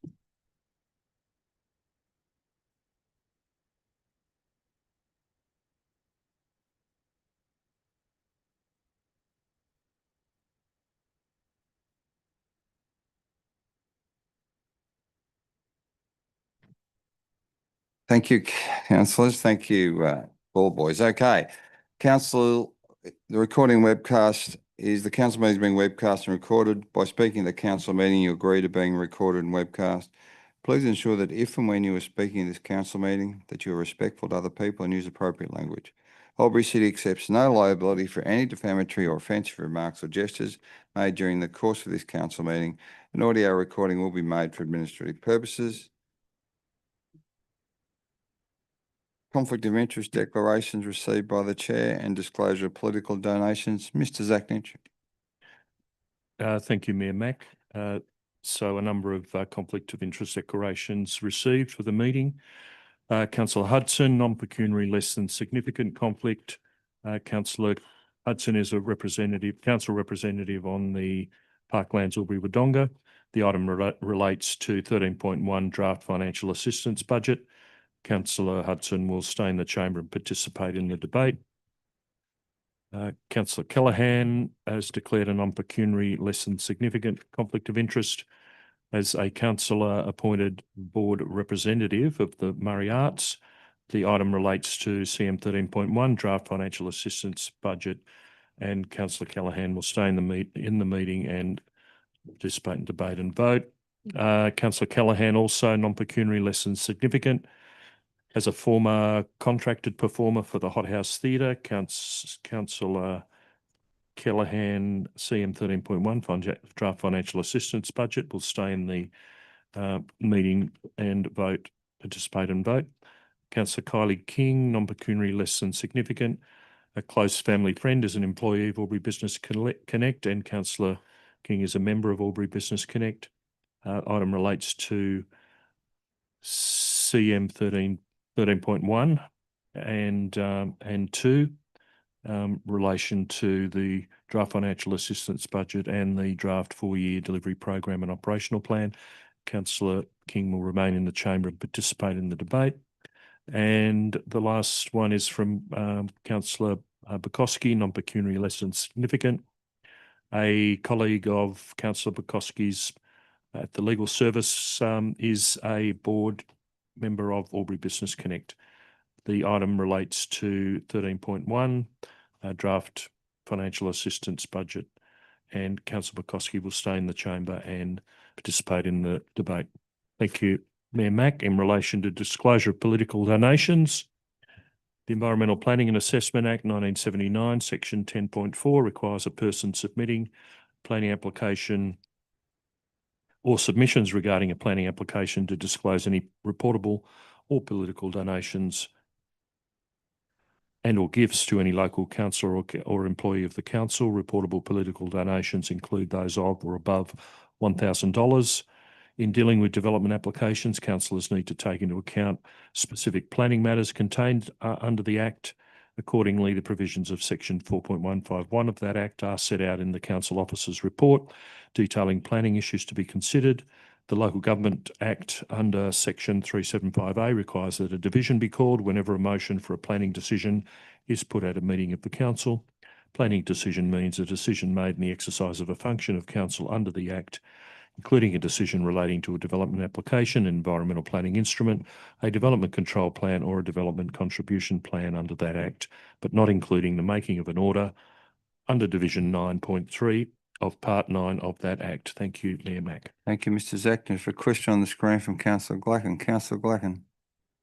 Yes, through you to the Chief Executive Officer, it would appear that perhaps there may be some discussion and or debate with reference to the Albury Business Connect, a 4-year existing agreement as part of the budget. So I really need, I believe, should that be the case, to declare that my family business is an ordinary member of Albury Business Connect. So my declaration would be similar to that of Councillor King's, less than significant non-pecuniary interest should the matter be discussed, and that I would remain in the chamber and vote, participate in the decisions. Again, should that become a matter of discussion and debate, and I will happily complete a form at the conclusion of this meeting. Thank you, Councillor Glacken, noted by the CEO. Councillor Baker, do you have a question? Thank you, Mayor Mack. If that is the case for Councillor King and Councillor Glacken, it also applies to me as a business owner. And I think we're members of Albury Business Connect. So, yep, if that is going to be brought up later in the meeting, I would also like to fill out a form right now and hand it across. And less than significant, and I will be staying and participating in debate. Thank you. Thank you, Councillor Baker. And there's a nod of agreement from Glenn that you are a member, so that's fine. Beg your pardon? There's a nod of agreement from Glenn Robbins that you are a member. Thank you. Thanks for your patronage. Yeah. Okay. Apologies, we have none. We're all accounted for. 4.2 attendance by councillors at meeting by audio visual link. Thank you, councillors. Councillor Bullivant. Through you, Mayor Mack, I recommend that the council receive and note accept the attendance of Councillor Glacken and Councillor Cameron via audio visual link for the meeting. Thank you. Councillor King. Happy to second that. Thank you. Happy to put the motion. All those in favour? Anyone against? The motion is carried. Thank you, councillors. We have no mayoral minute tonight. Action plans, the following action plans be received and noted. 1, actions complete for noting only. 2, actions awaiting response from external parties. 3, actions in progress. And 4, long-term issues more than 3 months. Thank you, councillors. Councillor Glacken, did you have your yes, no, maybe? Yep. Did you wish to open that, or did you wish to, was that the previous legacy? No, I was happy to vote for that. We haven't moved it yet, no. No, all good. Thank you. Don't wish to speak to it. Thank you. Councillor King, did you wish to move that? Thanks. Happy to move the recommendation as you just described, Mayor Mack. Thank you. His seconder is Councillor Callaghan. Happy to second the motion. Councillor King, do you wish to speak to that at all? No, thank you. Happy to Thank put the you. motion. Happy to put the motion. All those in favour? The motion is carried. Thank you, councillors. CM7, confirmation minutes of previous meeting held on Tuesday, the 10th of June, 2025. Thank you, councillors. Councillor King. Happy to move that the minutes of the council meeting held on Tuesday, 10th of June, 2025 at 6 p.m. be confirmed. Thank you. Councillor Callaghan. Happy to second the motion. Thank you. Councillor King, do you wish to speak to that at all? Thank you. There being no further debate or question, happy to put the motion. All those in favour? Anyone against? The motion is carried. Reports from community forums. There are none. CM9, notice of motions, notice of rescission. Thank you, Councillor Hudson. Thank you, Mayor Mack. I move that council rescind resolution CM 13.1 of 10th of June 2025. Thank you, Councillor Callaghan. Happy to second. Thank you, Councillor Hudson. Do you wish to open debate on that motion? Thanks. No, thank you, Mayor Mack. I reserve my right of reply. Thank you. Speakers for, no speakers against. Councillor Callaghan speaking for. Yes, I am speaking for. I fully support the rescission motion to retain lot 627 of an undeveloped parcel of land. And I respectfully disagree with the developer's argument to remove this small but symbolic environmentally significant green space. Local green spaces matter regardless of the size. While the 35 hectares of open space is acknowledged and absolutely valued, the preservation of lot 627 provides important tree retention and localised amenity with an increasingly dense residential landscape. And pocket parks play a crucial role in urban design, offering immediate relief and environmental connection within walking distance for residents. Tree retention is just not ecological, it's about community well-being. Planning must be guided by long-term livability, not just yield. The community has consistently voiced support for green space retention, and maintaining lot 627 is low cost but high impact. Urban planning must reflect cumulative impacts. While it might be a small parcel of land, I believe that the people that are going to buy these lots of parcels of land will absolutely enjoy that extra space. It's right next to a retarding basin, and it absolutely provides connectivity over time. While the trees are small, however, given time, they will become mature, large trees that will have ecological habitat. So I support the rescission of this motion. Thank you, Jeff. Thank you, Councillor Callaghan. Speaker against, but two questions. You happy to take the questions, Councillor Baker? Yep. Councillor King, question. I note the developer who was intending to speak but was unable to, he did send us a submission. So I wonder if I could ask through you to the most relevant member of staff. The developer mentioned that ad hoc retention of isolated lots is inefficient. I'd like to know whether our team describes the removal of this lot and where it's located as ad hoc and problematic. Mr. Christie. Mr. Christie. Now, thank you for the question, and for you, Mayor Mack. In regards to consideration for proposed lot 627 as retention, the fact that it's adjacent to what would be an existing reserve, I would not consider that in terms of ad hoc. Thank you. A follow-up, Yeah. if I may. The developer mentioned that retaining this particular lot as a pocket park is not supported by ecological evidence or strategic planning principles and would impose unnecessary long-term maintenance. Do you have a view on some of those suggestions that were sent to councillors? Mr. Christie. Thank you for the question. And again, for you, Mayor Mack, in regards to supported by ecological, I took their discussion in there in regards to our consideration that it's not zoned environmental, and stats their environmental assessment did not consider it of significant environmental importance.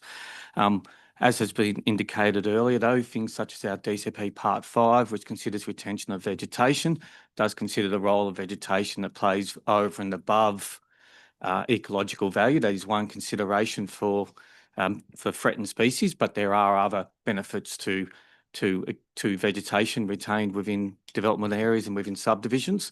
And so if council considers along those lines, as opposed to retention for threatened species conservation, which is from the strategic component.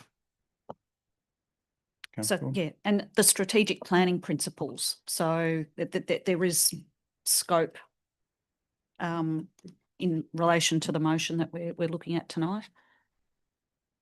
It Ms. doesn't Christie. disagree with strategic planning principles, the motion or the rescission motion?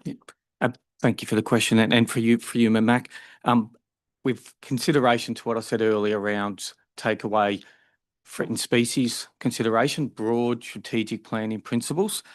With consideration to that, there would be scope for council to be able to consider this and about for council as to whether they believed it satisfied those broad strategic principles, which are around providing amenity and livability to future residents of Albury and future subdivisions. Thank you. Sometimes I need to hear it twice to really sink in. So sorry to make you repeat yourself. Thank you. Thank you, Councillor King. Question from Councillor Bullen. Thank you, Mac. Through you, Mayor Mac, to the relevant member of staff. Do you think it's likely the applicant will appeal the decision to the New South Wales Land Environment Court?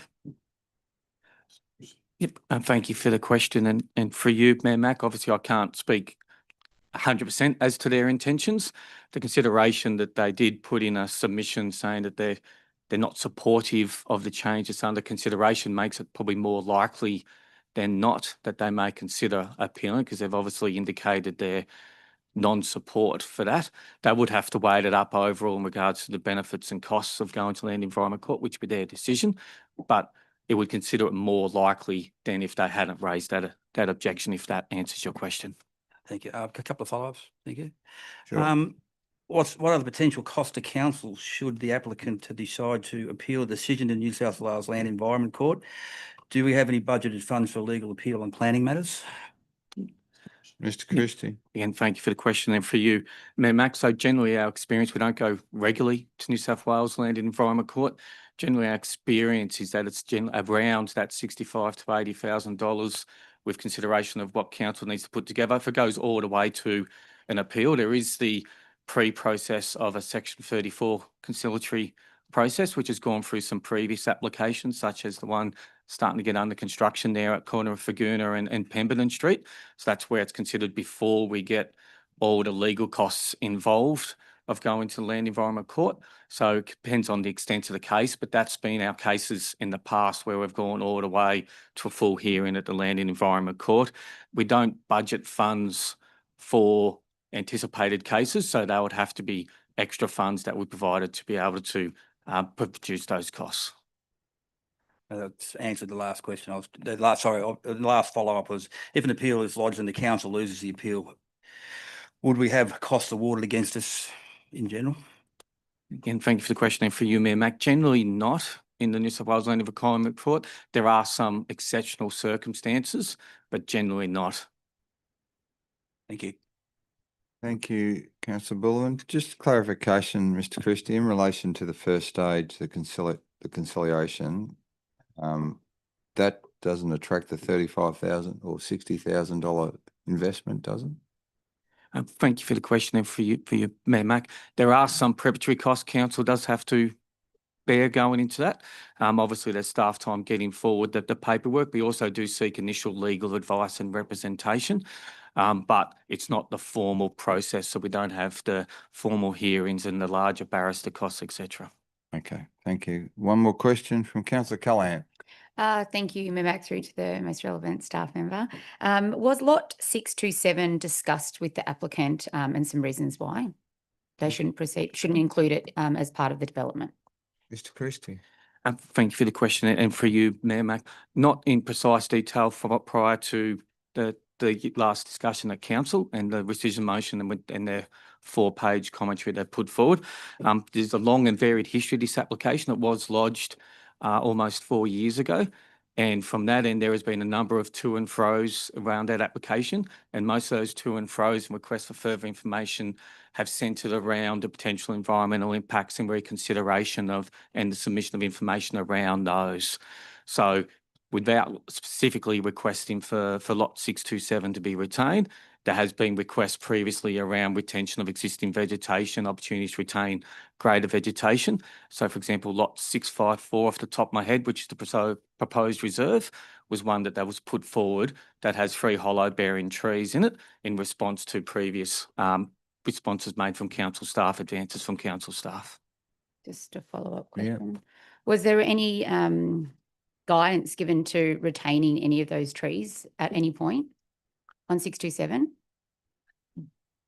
I know you've spoken more broadly, but I'm trying to, I know you said you didn't make a specific recommendation, but was there a discussion around that passage of trees that now cross 627? Thank you for the question. And for you, Mayor Mac, as indicated, it wasn't requested specifically, but they were requested to consider the opportunities to retain vegetation across the site. And that was the focus of a number of discussions that occurred prior to these plans coming in February 25, which were the latest set of plans which considered by council. Comfortable? Mm. Yep. Speaker against, Councillor Baker speaking against the motion. Thank you.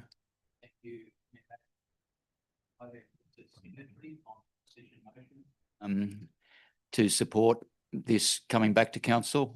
I had not previously looked at the copse of trees involved in that lot.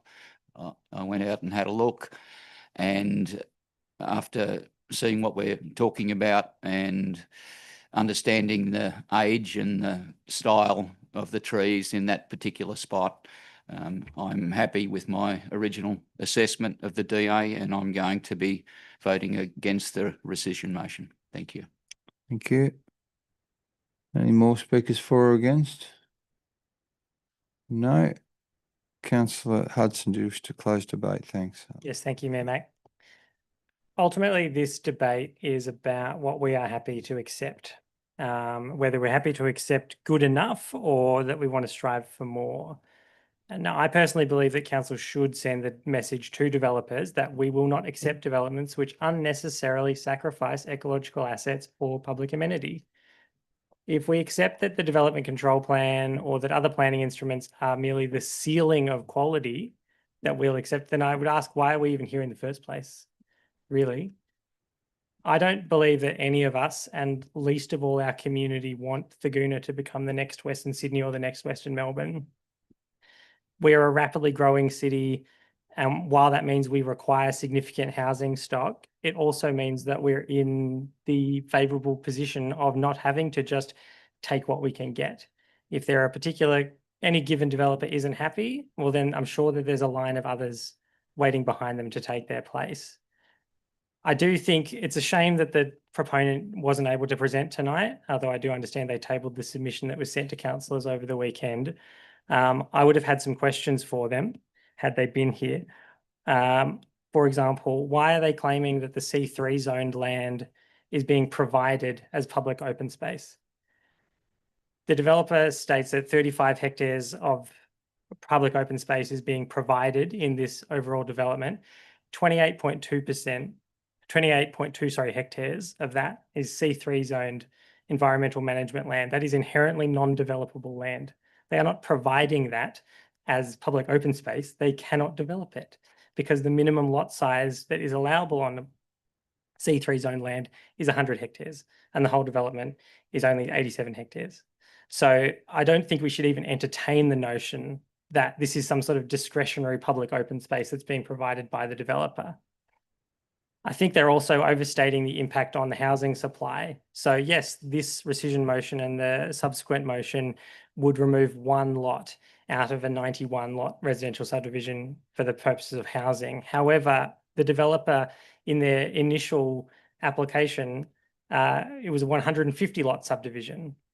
So again, I'm incredulous that we'd be expected to believe that they're convinced that this one lot reduction is going to have a significant impact on the housing supply in Albury because they themselves reduced it by 40%. So indeed, if we consider the reduction within the logic of their own submission, it's not actually council that's constraining housing supply, it's the developers themselves. And finally, I want to talk about this focus on hollow-bearing trees while ignoring the ecological significance of less mature trees.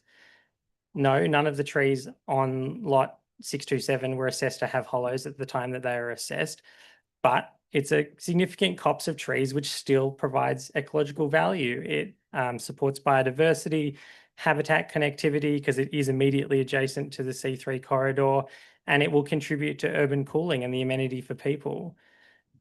The other thing I'll say is that the lot's proximity to the existing C3 corridor is protective of edge effects. Edge effects are when human habitation right on the edge of environmental land has a degrading effect, whether that's weeds coming out of gardens, whether that's kids making illegal bike jumps. You know, these are edge effects happen.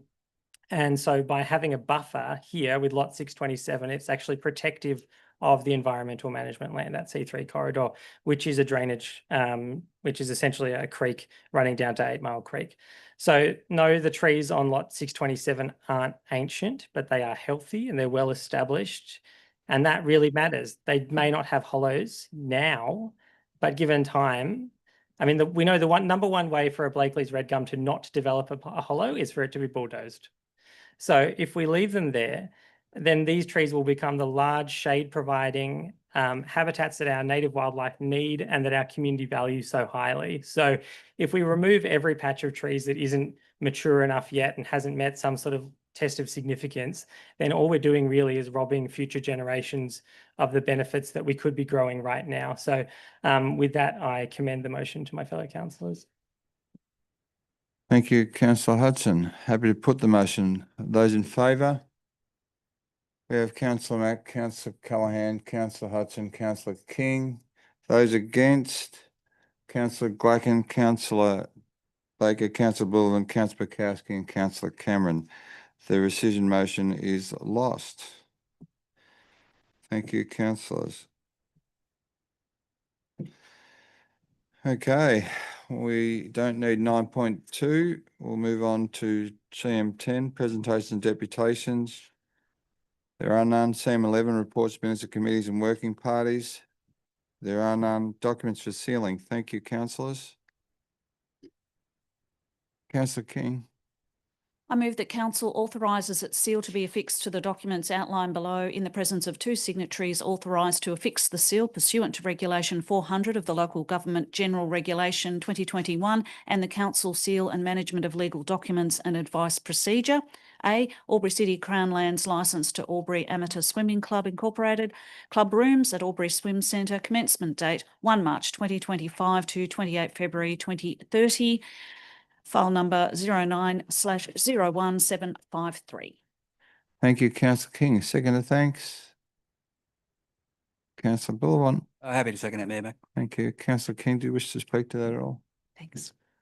There appears to be no question or debate. I'm happy to put the motion. All those in favour? Anyone against? The motion is carried. Thank you, councillors. 13, officers' reports for considerations. CM 13.1, the 2025 to 2026 draft financial assistance budget, public exhibition submissions. Councillor Hudson. Thank you, Mayor Mac. I'd like to move an alternate motion. Thank you. I believe the staff have the wording.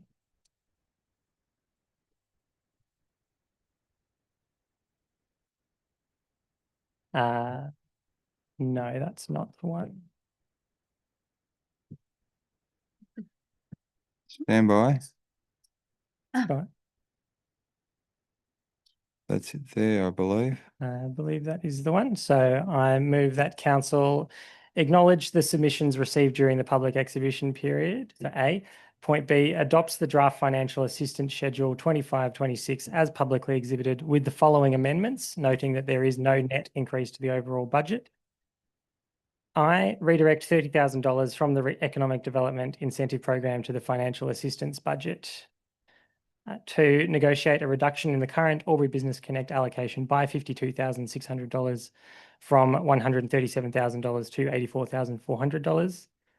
3, increase Hothouse Theatre allocation by $17,500 from $17,500 to $35,000 to support program delivery and sustainability for the 2025-26 financial year only.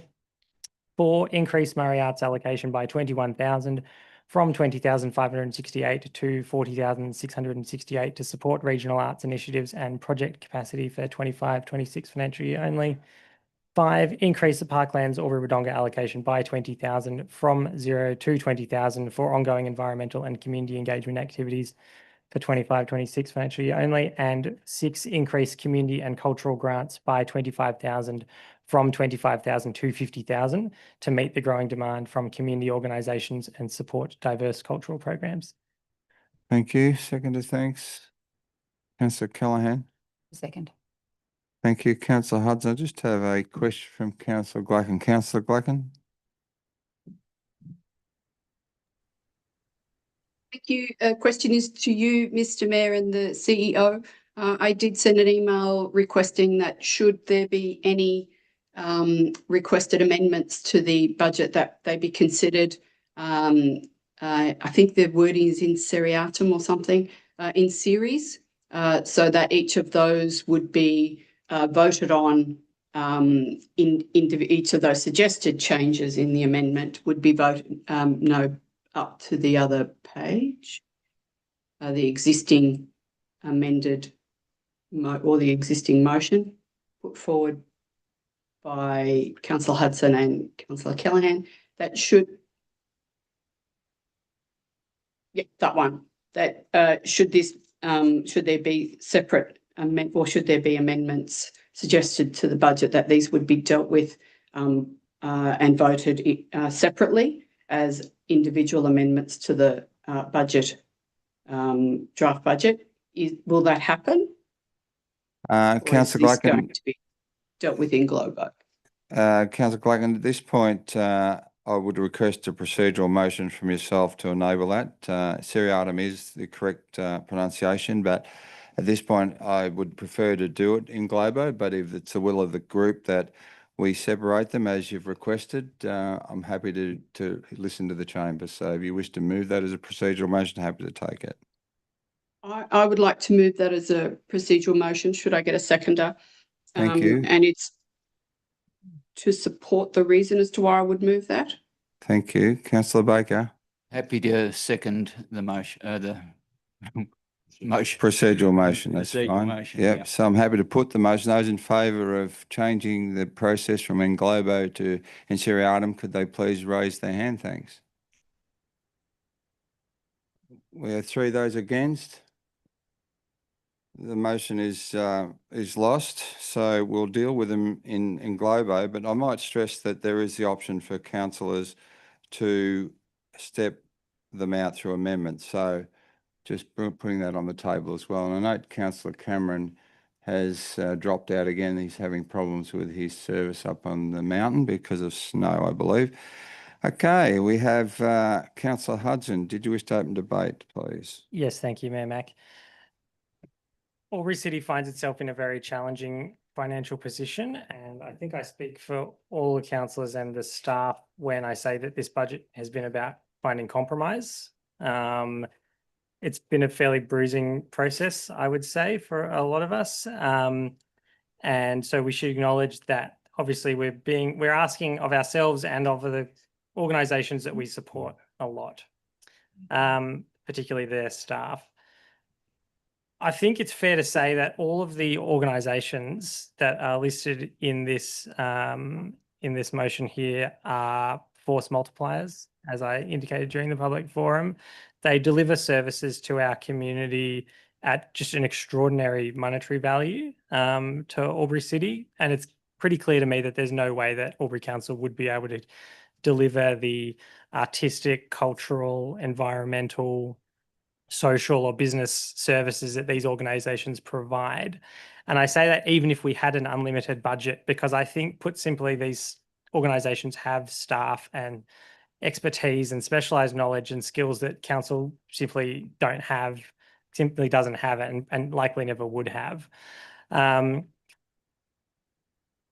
It's particularly with regard to the organisations that employ, well, not employ, but have volunteers. I mean, this is an incredible way for services to be delivered to the community and for council, just an unbelievable value because they are in essence free. And that's just something that council wouldn't be able to provide because we employ staff. We don't have volunteers in that sense. And I know that many people say that councils are all about roads, rates and rubbish. This is certainly, to my mind, not true in 2025. And I don't think it was ever true, really. But what I do think council does is it facilitates things. It facilitates the social, the economic, the cultural, the sporting, the artistic, the environmental sectors in our community to do what they do. Now, it does that through repairing and building roads and making sure that clean water comes out of our taps, but it also does that by funding community organisations.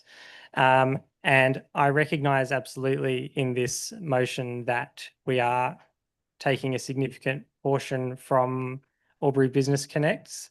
I absolutely recognise that. And whether you want to characterise that as a 16% reduction of the overall allocation that they receive, including the special CBD rate, or just a 29% difference, I think what ultimately I'm getting at with this motion is fairness, because Albury Business Connect, again, recognising that their allocation has been or is intended to decrease by 5,000 each year, we've asked some organisations to have a decrease of 100%. And that's simply not fair. And I think that nobody could listen to the public forum that we had at the start of this meeting and think that none of these organisations are worthy or that they don't deliver incredible services and incredible value to Albury Council. So that's why I support this motion. I understand it's going to be really challenging for some, but basically everybody is being asked to tighten their belt. And I think that this motion achieves that in a fair and equitable way. And should this motion fail, I'd like to foreshadow a different amended motion for the draft financial assistance budget. Thank you. Thank you, Councillor Hudson. Speaker against, Councillor Baker. Thank you, Mayor Mack.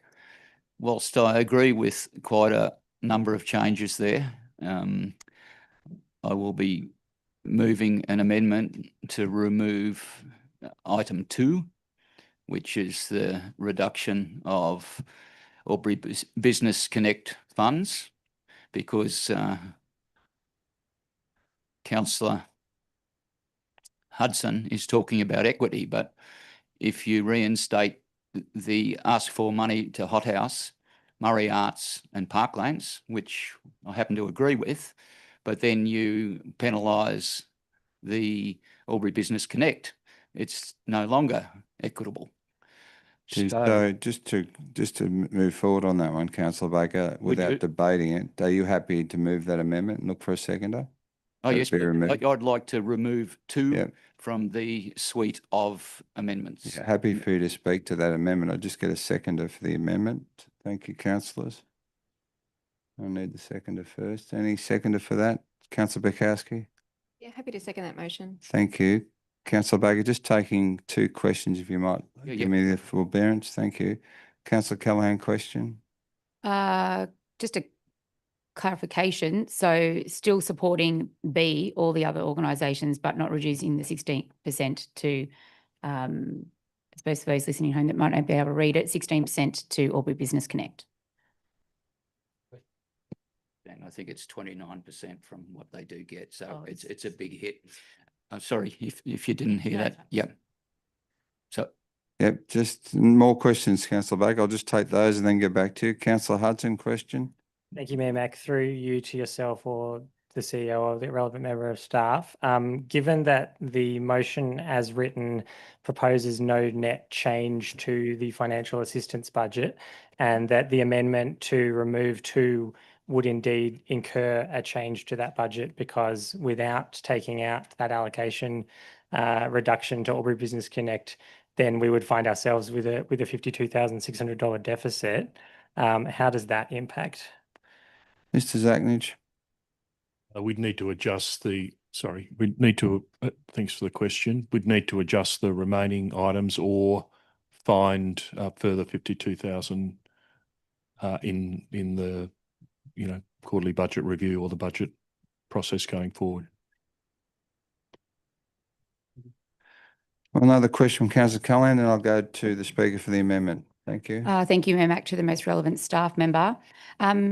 Has there been some savings found recently that could support the 52,600 within our budget scope? Mr. Finlayson. Through you, Mayor Mack. Thank you for the question. Yes, in the next report being considered by Council, there is an example where there's a budget saving of $89,000 for next financial year through adjusted pricing for the value of general services. Thank you, Mr. Finlayson. Thank you, Councillor Callaghan. Just on that note, Councillor Hudson, given that that has become apparent, would you be happy to include the amendment as proposed by Councillor Baker in your motion? Yes, I would, because I think that I think all of the organisations remaining listed in this are worthy of an increase, and I also think that the Economic Development Incentive Program, which has never once been used in its time, should be redirected into the financial assistance budget. So yes, I'd be happy to accept that. Councillor Callaghan? Happy to accept that. Yep. Okay, so Councillor Baker, both councillors are happy to amend their motion to reflect the change of requested. You comfortable with that? Okay, we'll just Thank put. you, Mayor Mac. I don't need to move the amendment. No, that's You- fine. yeah. Yep. We'll just change which has been changed. So that is still the motion that's on the table, but it hasn't been amended, but been amended by consent by the mover. Okay, thank you. Speakers for or against this motion? Thanks. We're still moving forward here. Speaker against, Councillor Clacken.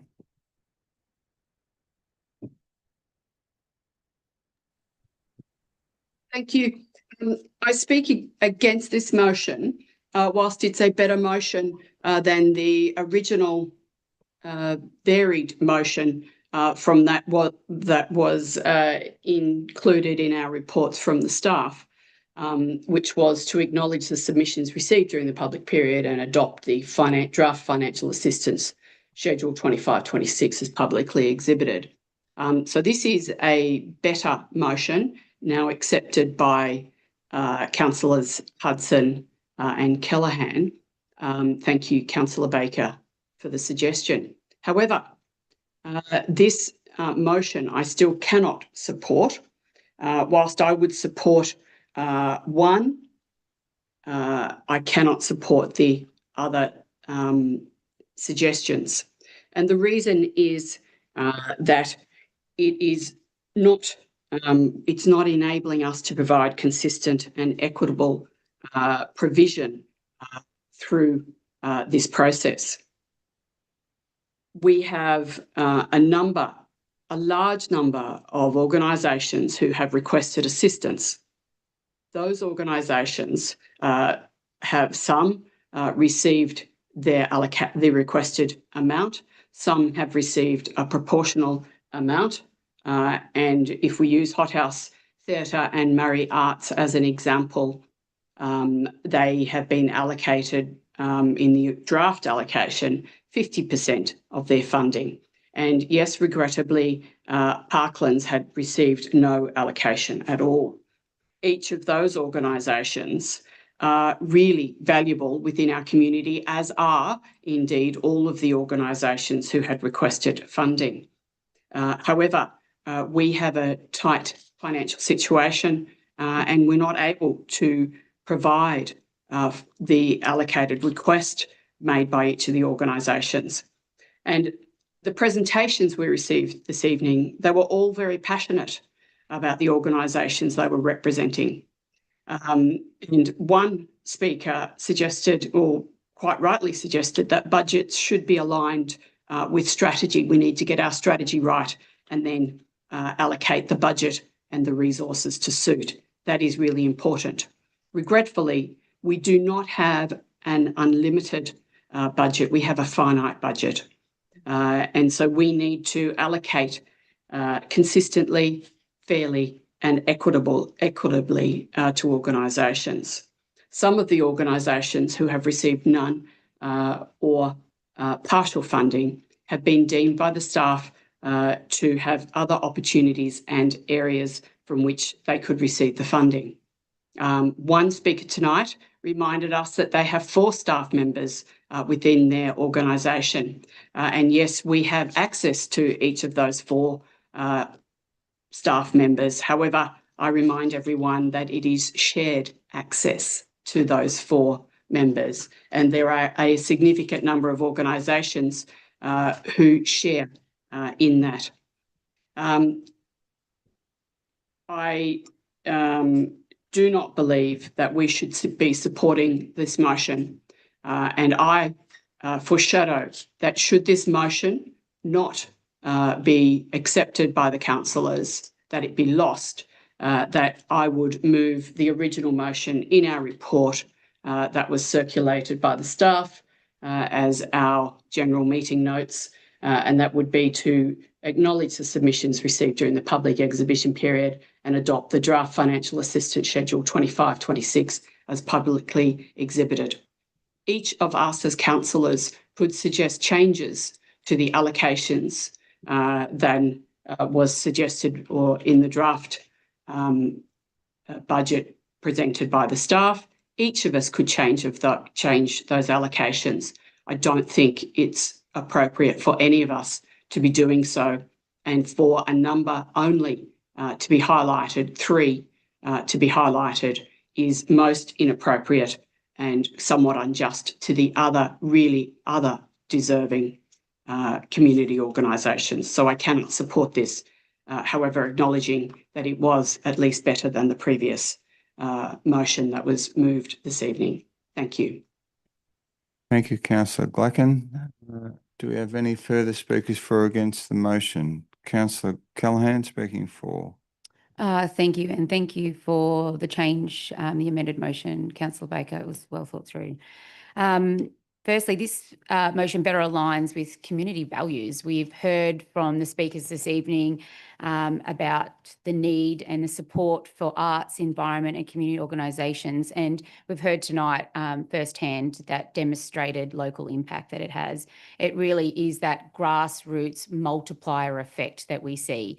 The work that these community groups are doing we cannot deliver by ourselves as Albury City Council, and that level of volunteering support that they receive only adds to the richness and fabric of our community. I think this is also testament to the power of small investments. Whilst it is $52,600 divided by the different organisation is slightly varied, but these small investments make a huge and profound impact to these organisations in our community, and that they are community-driven groups as well. I think supporting this motion really reinforces trust in the council's process. We received, I'm aware of in my time here, much more feedback on this budget than we ever had in my last 4 years. And I've heard from Mayor Mack that in his decade plus, this is the most amount of feedback he's had from the community as well. So this is about transparency, it's about fairness, and it's about a tangible impact that the financial assistance budget will have to these organisations. I'm not sure, is it still up there that it is a 1-year program? And I really want to be clear about my reasonings and understanding for that too. It is not to make it a 1 year upon 1 year upon 1 year agreement. We've had extensive consultation with the Two Cities, One Community about what we would like to see moving forward as strategies for cross-border organisations like Murray Arts, like Hot House, like Food Share. That's just 3 examples, but there are plenty of them. And I know there's a real appetite from Wodonga City Council to look at those cross-border initiatives and really give them the financial support that they need to deliver for our not only cross-border but regional community and catchment that we know that they serve. This is future focused. Some of those organisations up there have talked about a 30-year, a 23-year relationship. I don't want to disband that over $52,000. I think that level of financial support will see our community thrive and prosper. So this is a vote for equity, for collaboration and for true impact in our community. This is low-hanging fruit, and I would encourage my fellow councillors to support the motion before us this evening. Thank you. Thank you, Councillor Callaghan. No speakers against. It was speaker for. Councillor King. Thank you. What I will say is I would absolutely have not have supported us reneging on the 4-year funding agreement that we had passed not that long ago for Albury Business Connect. I certainly see the value in Murray Arts, and why I suggest that is I'm always passionate about where councils can collaborate together, where we can all put forward our finances to achieve better results for all of us. It's the same reason we're members of Regional Cities New South Wales or RAMJO. The more that we can all put in our fair share helps the region grow and thrive. So I think sort of being able to carve Murray Arts out, I'm okay with that. Parklands Albury Wodonga, there's no doubting they do a great job, but I certainly take on board Councillor Glacken's comments that there were several others that we've funded, and we probably haven't really debated whether the ins and outs of those tonight. So certainly the way this sits, I'm interested. I do have questions about a few more questions around the Economic Development Incentive Program, but I'm happy to listen to other speakers. So I definitely wanted to be on the record that that's two things that were certainly, from my perspective, that I was really concerned about. Thank you, Councillor King. Any further speakers for or against? Questions before we put the motion? Just to finish, in relation to the comments that I've heard in the chamber in relation to strategy and investment follows strategy, it's very correct. And essentially, arts and culture isn't for everyone in the community, but it is invariably one of those things that connects a lot of our community together. And to use a very good example is the investment that we currently have in artists in residence at 2 locations.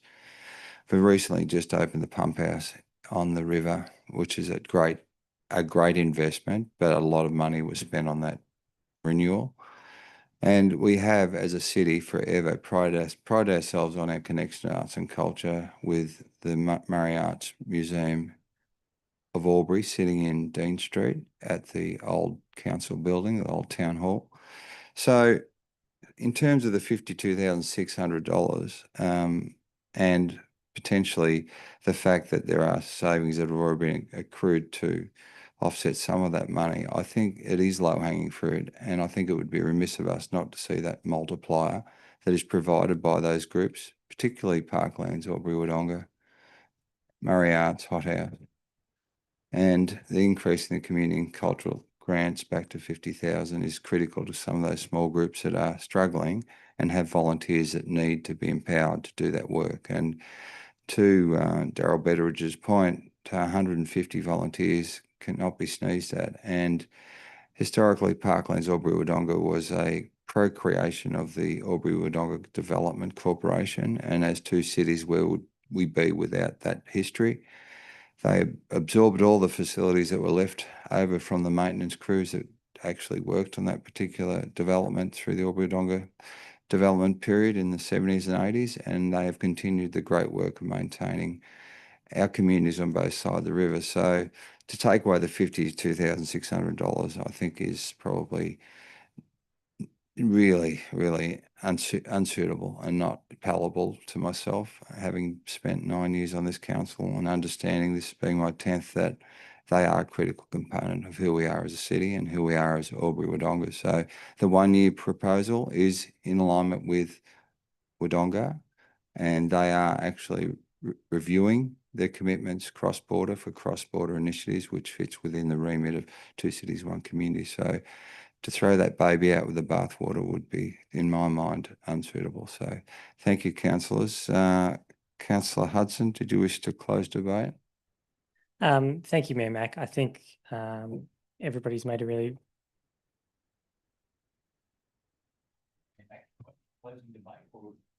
No, the Still up amendment, there. the amendment wasn't. No, Okay. that's Righto, fair enough. That's a legacy from previous. No, Councillor Hudson, you're happy just to let the vote go? Yep, that's fine. Actually, I thank you. Happy to put the motion. All those in favour? Those against? The motion is carried. Thank you, councillors. That's 1 over. Okay, 13.2 Albury City Draft 4-Year Delivery Program Operational Plan and Long-Term Financial Plan Public Exhibition Submissions. Councillor Bullivant. Thank you, Mayor Mack. I move that council, what have we got here? Thanks, Ross. Thank you. I move the council recommend. I move the council A acknowledges some submissions received during the public exhibition period. B amends the exhibition draft 4-year delivery program 25 to 29, draft 2025-2026 operational plan and draft long-term financial plan by 1, increasing the required Lavington Swim Centre replacement project budget by $9 million by increasing the additional project funding required to be secured. 2, updating the timing of water and wastewater 2025 to 2029 delivery program budgets as outlined within this report. 3, recognising the budget 2024-2025 general fund loan as an internal loan from the water fund. 4, improving the draft 2025-26 operating budget due, where'd that go? Due to reduced value of general services pricing. 5, reallocating the 2025-26 general fund corporate employee cost vacancy budget on to teams, and 6, reallocating the 2025-26 general fund corporate on cost recovery home budget to teams. C, adopts the amended draft 4-year delivery program 2025-2029 amended draft 2025-2026 operational plan and amended draft long-term financial plan. D, votes the expenditure set out in the operational plan 2025-2026. I missed them. Yep. I missed them.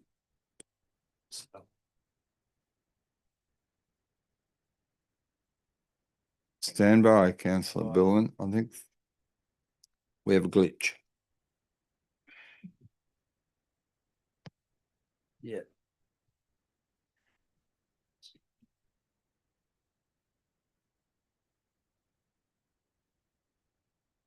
So we'll start again at number 6. Number 6. Sorry, number 7. Start at number 7, Councillor Billman. Where are we? Rebalancing. Where are we? Number 7. 4, 5, 6, 7. Reallocating the 2025-2026 general fund. Point of order. Councillor Glacken? Thank you. What I see on the screen is different to that has been.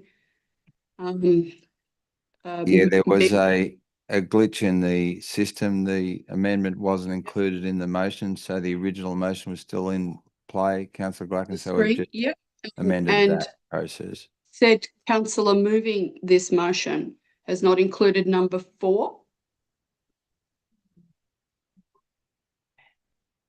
No, we missed that one. Yep. We'll start at 4. Yeah.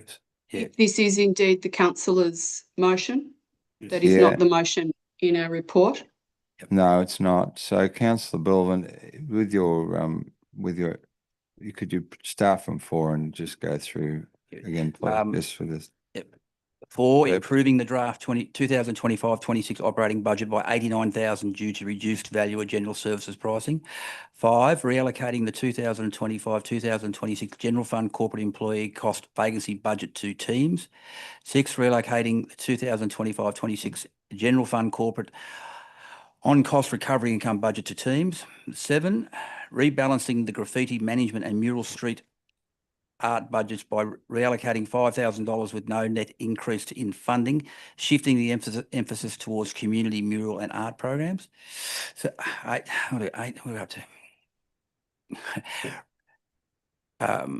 Here we go.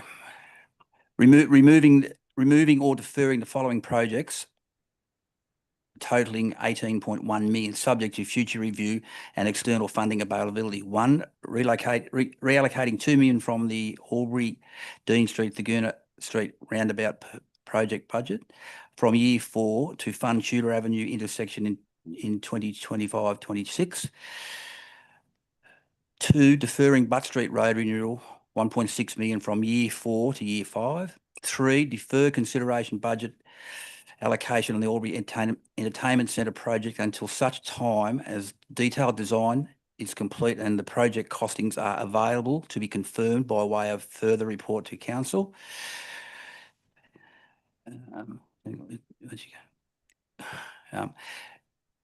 Right. Yes, here we go. Including the 7.1 million priority and committed projects to be revised when capital budget. 1, bring forward Shooter Avenue intersection $1.2 million budget from year 4 to year 1. 2, including Eastern Hill preliminary design, 600,000 in total, with a 200,000 per year for year 1, year 2 and year 3 to allow a staged design and delivery of various master plan elements. 3, including Thaguna Drive light design and construction, $1 million year 3. 4, including open space acquisition, Thaguna Warringah, $1 million year 2 and $1 million year 3. 5, including Thaguna Warringah District Sports Field design, 100,000 year 1 and 150,000 year 2. 6, include Dean Street beautification, furniture replacement, 300,000 1 year, and 7, including AEC upgrades of 930,000, back of house upgrades, 330,000 sound and lighting, 50,000 theatre floor replacement, and 550,000 year 2. And approving 1 year funding allocation for the 2025-26 operating budget of 578,000 for children's services to support affordable access to families, including 1 Banjora Children's Centre, 328,000, and 2 USH and Vacation Care, $250,000. Wait, there's more. Amending the exhibited draft 2025-26 fees and charges schedule to not increase children's service fees. C, request that officers investigate the feasibility of relocating the 25 million AUC grant funding to the Lavington Swim Centre, subject to a variation in the funding deed. D, acknowledges net capital operating budget savings over 4 years, 2025-2029 of 10.442 million, enabling improved financial flexibility for future projects. E, notes that a 1 year funding allocation in the 2025-2026 for budget for children's services is a time-limited commitment subject to re-evaluation in 2026 and 2027 budget process. F, requests a report at the end of the 2025-2026 financial year of the impact of the funding service usage and options for sustainable future service delivery of children's services budget. G, adopts the amended draft 4-year delivery plan 2025-2025 amended draft 25-26 operational plan and the amended draft long-term financial plan. H, votes the expenditure set out in the operational plan for 2025-2026, and I, makes each fee and charge for the 2025-2026 year in accordance with the exhibited 2025-2026 schedule of fees and charges as amended. Section 494 of the Local Government Act 1993 requires council to make levy and ordinary rates on all rateable land in this area for the 2025-2026 financial year. Section 497B of the Local Government Act 1993 provides the method of structure for the council's rates. The council ordinary rate has a base amount of which is ad valorem amount is added. The base amount is in accordance with Section 499 and Section 500 of the Local Government Act 1993. And the rest is on follow, yes. Thank you, Councillor Billerman. That's a lot of work. Okay, we have a seconder, Councillor Callaghan. Happy to second. Well done, Councillor Billerman. Councillor Billerman, just have a question from Councillor King. Happy for me to take that? Yes, thank you, Councillor King. Thank you. Councillor King, he's taking a breath. Yeah, I'll give you a rest. I just have a question because while this motion as it reads says defer consideration of the budget allocation for the AEC project until such time as detailed design is complete and project costings are able to be confirmed by way of a further report to council. I note that this motion has now got several elements of where that money may go. So my question is, in relation to the Albury Entertainment Centre, can staff give me an indication of the value of that investment, given that we do have funding that has been obtained by the way of grants? So when we're looking at the conference market, I know that there are conversations about suggestions the conference market is not as strong as it could be or would be or should be. Can you shed some light onto, I guess, that economic impact of what that's intended to bring, noting that, yes, we've got some pretty strict timeframes on expending some of the money that's been allocated to this project. Mr. Glass. Yeah, thank you for the question, Councillor King, and through you, Mayor Mack. You're absolutely right. The project is part of the justification for the project is for business events and conferences, putting aside the civic and community elements that the redevelopment will provide to our community. In terms of the size of the business conference, if I'm reading the question correctly, last year the business event conferencing economy in regional New South Wales generated $1.8 billion, according to Destination New South Wales. Then in Victoria, according to Visit Vic, the business event conference is worth $841 million. And then in the ACT, in the Australian Capital Territory last year, in 2024, the business events conferencing was worth $784 million. And clearly, a key reason for the redevelopment is to attract that funding.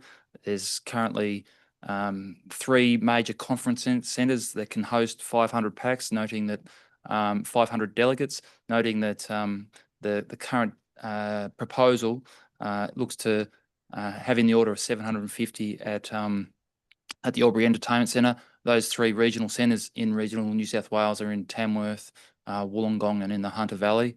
Our discussions with those 2 of those operators is that they've got strong forward bookings, and that 2025 has been bigger than 2024, and they've got strong forward bookings into 26 and 27. And clearly there is another major centre getting built in Victoria at the moment where they're spending hundreds of millions of dollars in Geelong on that new facility. And a follow-up, if I may, is it the view that while there is expenses up front, clearly, that is obviously a challenge, is this considered a long-term investment? Is that the theory behind the investment, just to confirm? Yeah, absolutely. Thank you for the question, Councillor King. That's exactly right. I mean, the current facility served us well for decades, and the view would be that the redeveloped facility would be an iconic building for generations to come.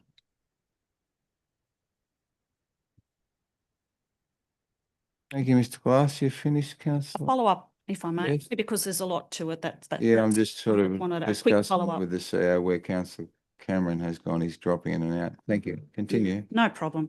I just I note that part of our long-term financial sustainability plan does have reference into council improving our operating revenue.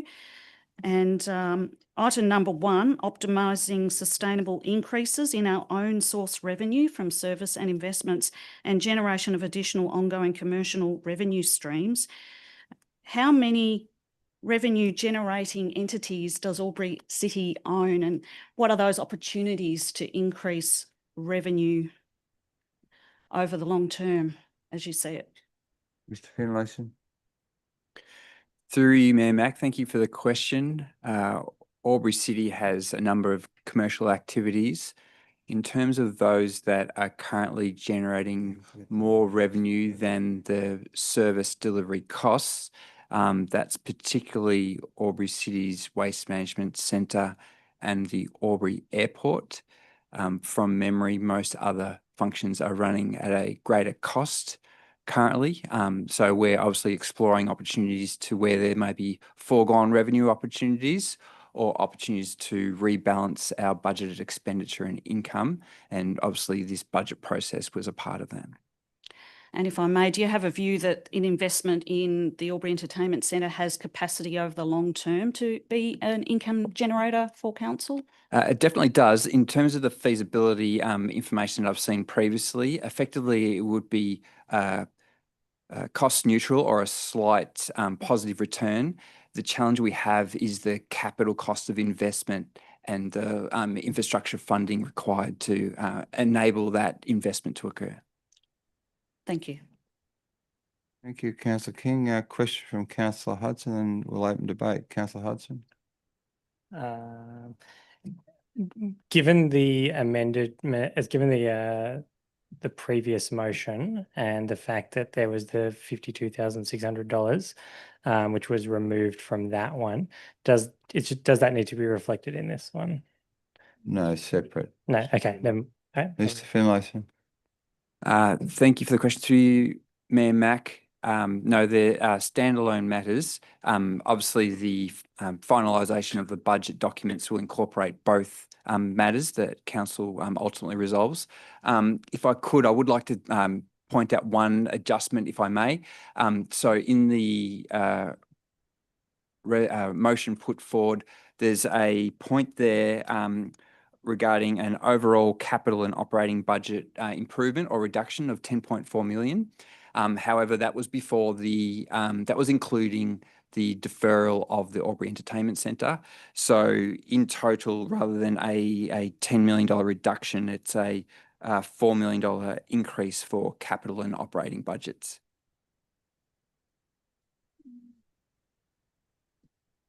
Okay.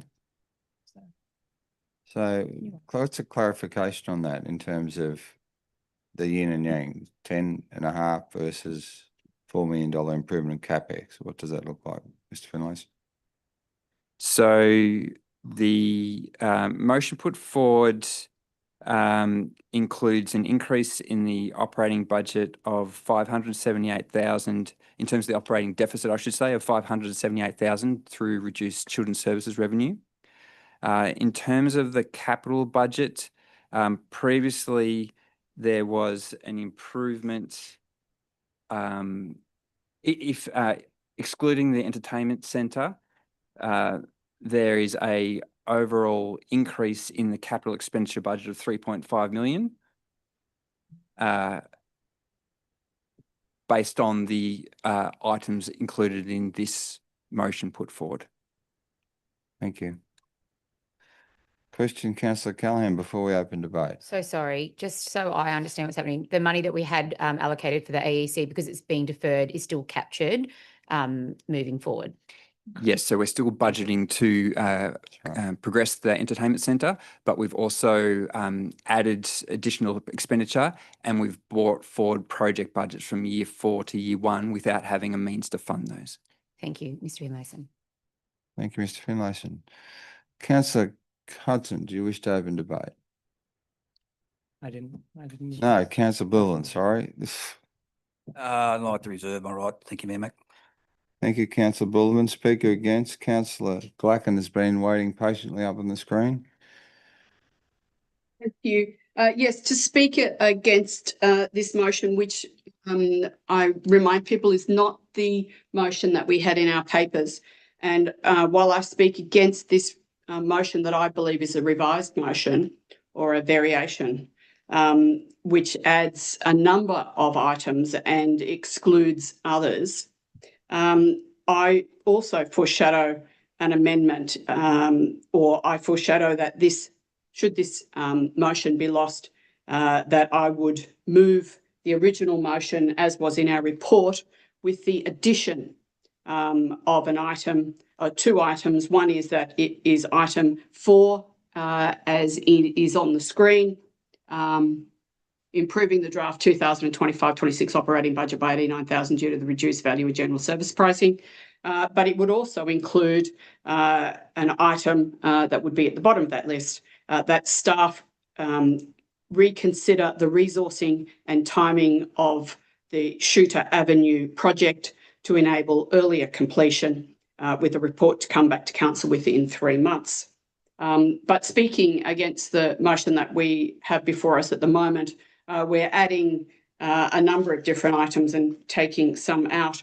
I can't see all of that on the board, but just to speak to a couple that I believe might be there, swapping the Dean and Thurgoona Avenue street redevelopment out for Shooter Avenue. I don't think that's appropriate. I do agree that we need to deal with Shooter Avenue and we need to do it in a more timely fashion, but just swapping projects around as councillors is inappropriate. We are not engineers.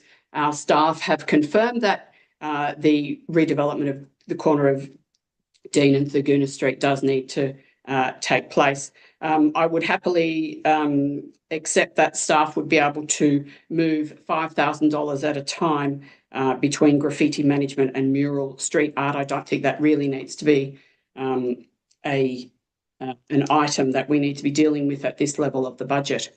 And I would happily support staff doing so if they believe that was a good way forward. And I would also look forward to seeing whether or not that would have the desired effect. Removing the project of 18.14 million, or removing those projects, the Butt Street renewal, similar to Dean and Thurgoona Street redevelopment, that does need to be done. Again, I do not believe that we as councillors are qualified, and especially not superior in greater qualification to our engineers at Albury City Council to be able to remove that item for the budget. The AEC and the redevelopment of 39.5 million, 14.5 million of that is council's contribution, but there's a $25 million grant. I remind councillors, and for councillors who were not on Albury City Council at the time, and I also highlight the fact that our staff are preparing a report for us with updated costings, and should councils not accept this motion by Councillor Bullivant and Councillor Callaghan, then we would have an opportunity to look at that report that would be presented to us by the staff. Funding for that $25 million grant was hard fought, and it has taken a long time for that funding to be able to be finally signed off. And my understanding is that it was only finally signed off last year.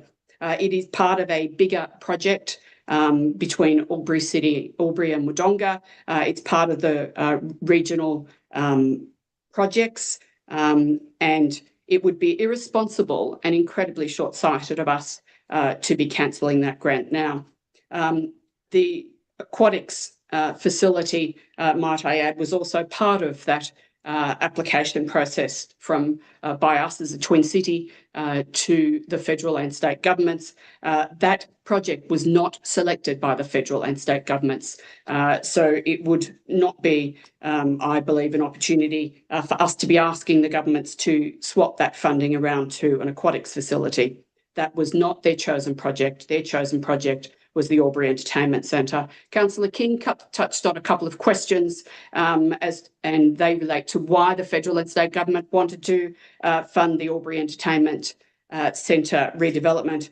And it was because of us being a large regional centre, providing services to our greatly enlarged regional community. We as a Twin City are 110,000. Our regional population that would use that facility goes to 250,000 people.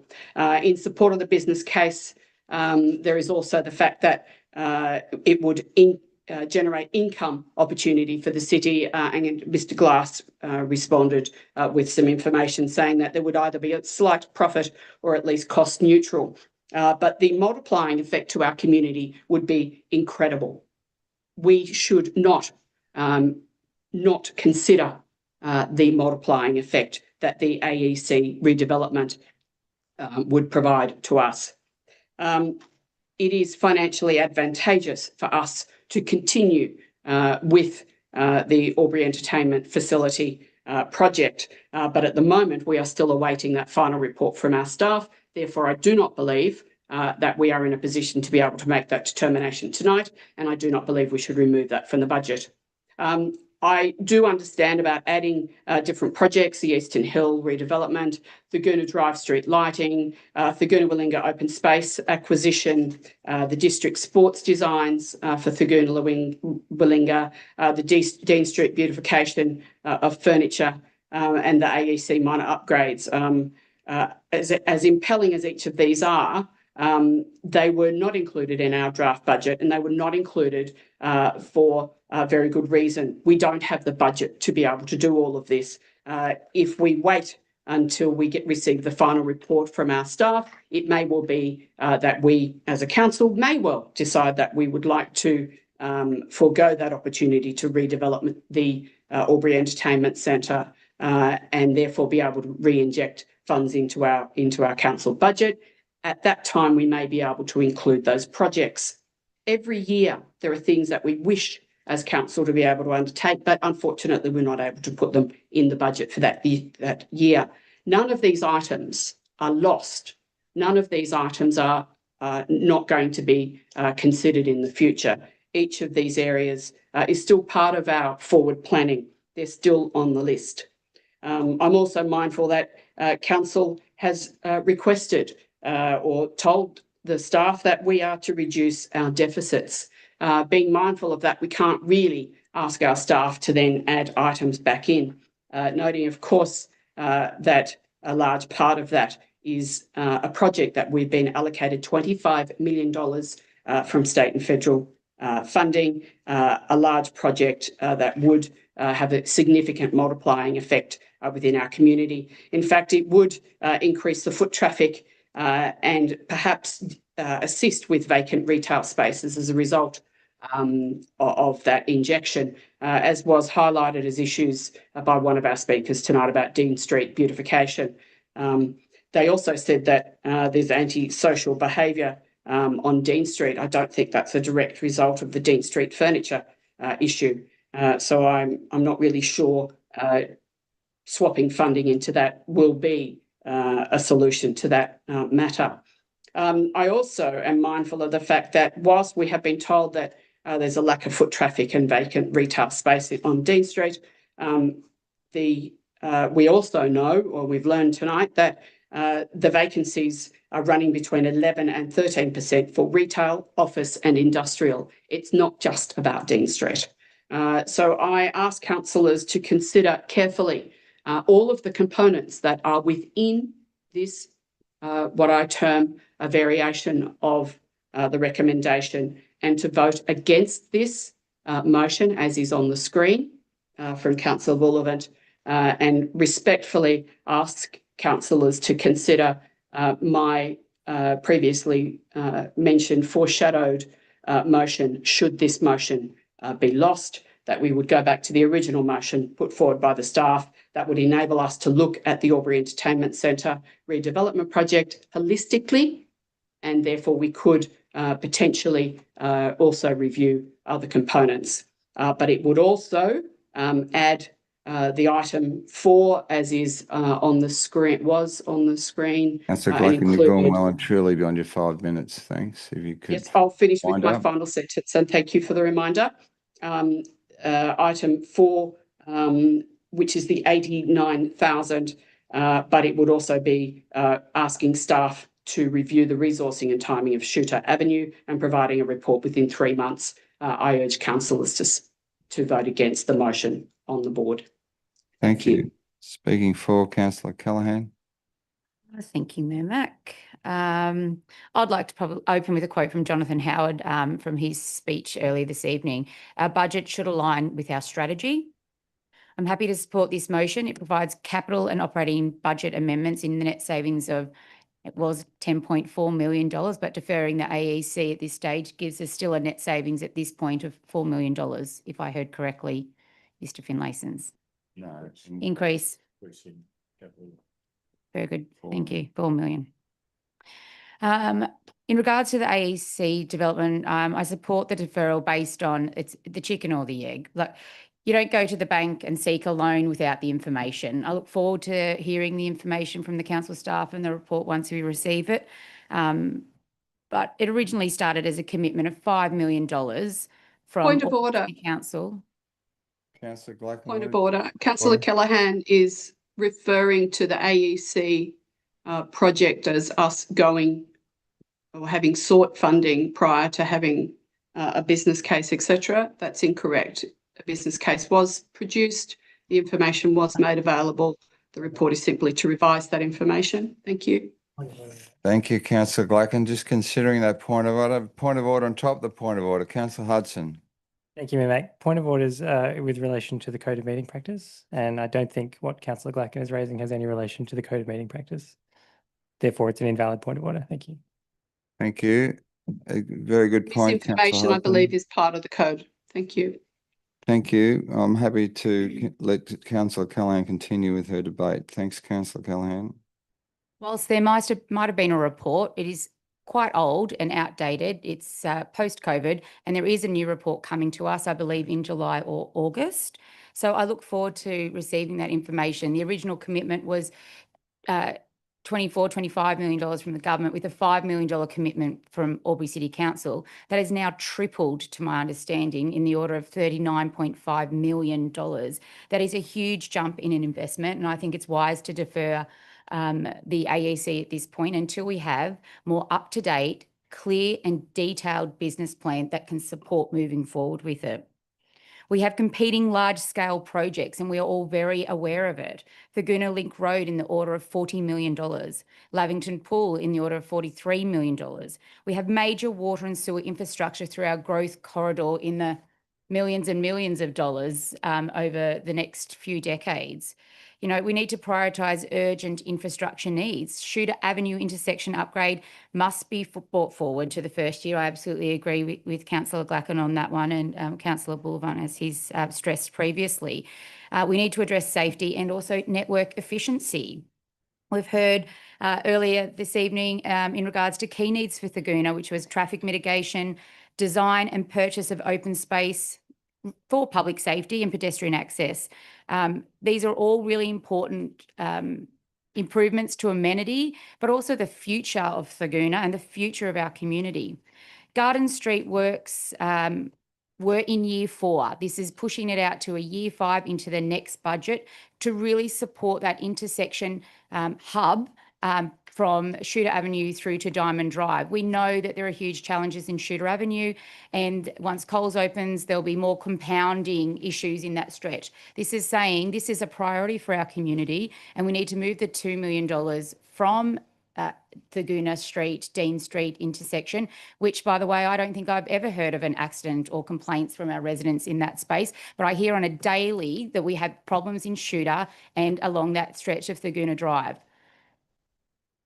I also think enhancing public spaces, it was referenced to the graffiti and mural street art budget, encourages productive placemaking and also enhances our community pride. We know that when there are murals painted, if there is graffiti, it's less obvious, but also our community takes pride in those spaces. If we can put murals in places that we know are high graffiti zones, it is likely to reduce that effect in our community. Strategically staging projects, so key planning and design works. So Eastern Hill, we heard of this evening as well. That was an 8-1 vote from our community. The community thinks that we're proceeding with that. I also look forward to hearing the reports come back in regards to the Cultural Heritage Biodiversity Report and the Aboriginal Cultural Heritage Report as well. These planning will help set council ready for future grant applications. These are investing in not assets or building a structure that will depreciate really quickly and add to our depreciation bottom line. These are investing in spaces for our communities to activate, to access, but also for safety as well and improved amenity. I also like to speak on behalf of the Children's Services freeze. Originally, it was expected that there would be a 30% increase, which I think is astonishing and demonstrates a real disconnect between perhaps decision makers and the reality of running a home budget and daycare needs in our community. So I'm really happy to support the freeze of the 30% for a year for 25-26. I think that's probably enough for me now, but yeah, I think the ideas that have been brought forward are what we heard as a councillor group that we were looking to bring back in, but also what the community have wanted. And this is what we were wanting people to have their feedback. They've had their say, and now this is how we should be acting in their best interests. Thank you. Thank you, Councillor Callaghan. Speaker against, but a question from Councillor King. Councillor King. Thank you. Certainly noting the OOSH and Bandra fees charges. I'd just ask for some clarity. We're hearing about this percentage increase in fees, but I'd like the clarity of what, given the childcare subsidies that are available, what would the actual dollar cost be for the OOSH vacation care and the Bandra fees and charges? Noting that part of our financial sustainability plan is trying to find that right big mix of helping our most vulnerable, but also small incremental increases where possible. I just really want to drill down on what those costs are. Ms. Code. Thank you for the question, Councillor King, and through you, Mayor Mac. In terms of the childcare fees, before school care and after school care, we are proposing 6% increases, vacation care 15%, and Ventura long day care 27%. As you mentioned, the amount that parents will pay or the amount that is out of pocket will vary based on what they're eligible for in terms of the childcare subsidy. In our attachment or in our terms of our parents, 77% of our parents have the average subsidy of 77%, I should say, and you're eligible for the subsidy if your family income is below $533,000, and then it scales downwards. So, for example, if I take after school care, our current fee is $36.50, our proposed fee is $38.69. It is a $2.19 increase, which then means the out-of-pocket for the family in terms of an increase is 50 cents, or total out-of-pocket is $8.40 for after-school care for one session. Bandura, it is similar. We have $115 current fee for all day, $146 proposed for all day in our new fee, and we sit roughly in the middle of about 10 or 11 different providers who we have benchmarked with. And again, applying the 77% childcare subsidy, the out-of-pocket expenses for our parents are $36.66, $10 increase from last year or the last time. Thank you for the deep dive. Thanks, Councillor. Then question from Councillor Glacken before I take a speaker against Councillor Baker. Councillor Glacken, question. Thank you. I have two questions. The first is to the most relevant member of staff. We've just had an explanation that the childcare fees are available, assistance with fees is available to people earning less than, families earning less than approximately $500,000 per year. And that is $77 per 100 is my understanding. So it's a 77% assistance on average. Can it be confirmed, please, that the figures I have from an email, I think a month or so ago, is that before school care would cost the average family out of pocket $6.10 per session. After school would be $8.90 per average session. Vacations care $19.57 per session, $19.57, confirming that. And Bandura long day care, after the assistance has been provided directly to council, people would be charged $36.66 for long day care per full day per child. Is that correct? Ms. Code. Thank you for the question, Councillor Glacken, and through you, Mayor Mac. That is correct. The average subsidy for families with children attending our service is 77%. So therefore, those figures that you've read out in terms of out-of-pocket expenses for the average family is correct. Okay, thank you very much. And very quickly, sorry, I do have an additional question, Mr. Mayor. Yes. So if we don't increase those fees, as was suggested by the staff and is part of our original pack, then that service will operate at a loss of about $1 million. However, if we increase those fees, the loss will be about $500,000 for the year only for those services combined. Thank you for the question, Councillor Glacken, and through you, Mayor Mac. Yes, we've approximated if the fees are not increased and they're held exactly the same for all of the services together, because we also have increased expenses. It's not just the revenue, it's not just the fees, it's the increase in expenses. Then the budget deficit is anticipated to increase to around $1 million. Of course, with every fee increase, that will then reduce our deficit. Okay, to $500,000. Thank you for that. And with reference to part of, Mr. Mayor, through you, with reference to part of the presentation by Councillor Callaghan, or speaking for the motion through you to the most relevant member of staff, Councillor Callaghan referred to water and sewer future or forward works that will cost, I think she referred to it as millions and millions, which is correct. However, can I confirm that that would not be from the council budget per se? It would be from the water and sewer components of council's budget, which are discrete and separate components. Mr. Finlayson. Yes, thank you. Through you, Mayor Mack. Appreciate the question. Yes, that is 100% correct. And with the wastewater fund having sufficient cash reserves to accommodate that change.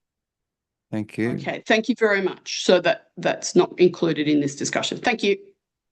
Thank you. Councillor Hudson, question before we go to Councillor Baker for. Thank you, Mayor Mack. Yep. To the most relevant member of staff.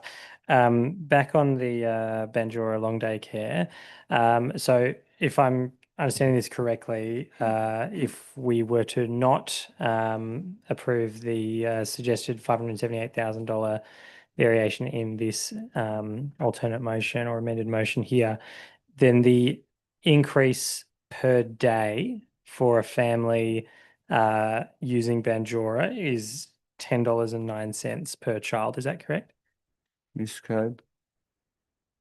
Thank you for the question, Councillor Hudson, and through you, Mayor Mack. If I understand correctly, you're referring to Bandura. The $10 a day difference or the increase is for Bandura is $36.66 is the out-of-pocket expense for Bandura long day care. The $10 is probably closest to the after-school care, which is $8.09. No, sorry, let me clarify.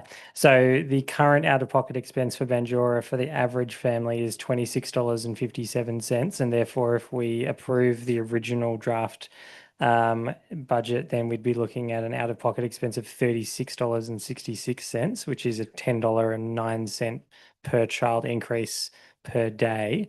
So my question is, how do you, I don't know if you know this, but with our clients that use Bandura, on average, how many days per year do they use it for? Ms. Code. Thank you for the question through you, Mayor Mack. The exact number I can't tell you, but being long daycare, parents typically use that for 3 or 4 days or sometimes 5 days, but usually not 5 days because one day is, we find it's not 5 days a week, but usually 3-4 days. But again, I can get you the exact numbers. So 4 days a week on average, or 3, let's be conservative and say 3 days a week. And how many weeks per year would that likely be? We open 50, sorry, I'm just gone blank. I think it's about 50 weeks.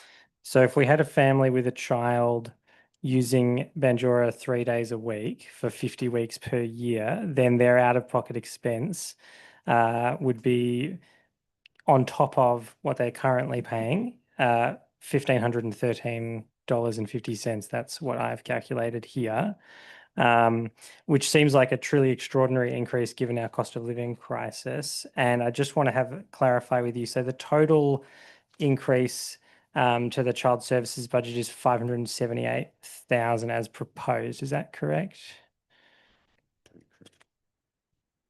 The total increase in, I'm sorry, I'm not sure what you're referring to there now. So if we essentially are deferring the increase of the 27% to Bandura and 6% to the other services, the impact is $578,000. Is that correct?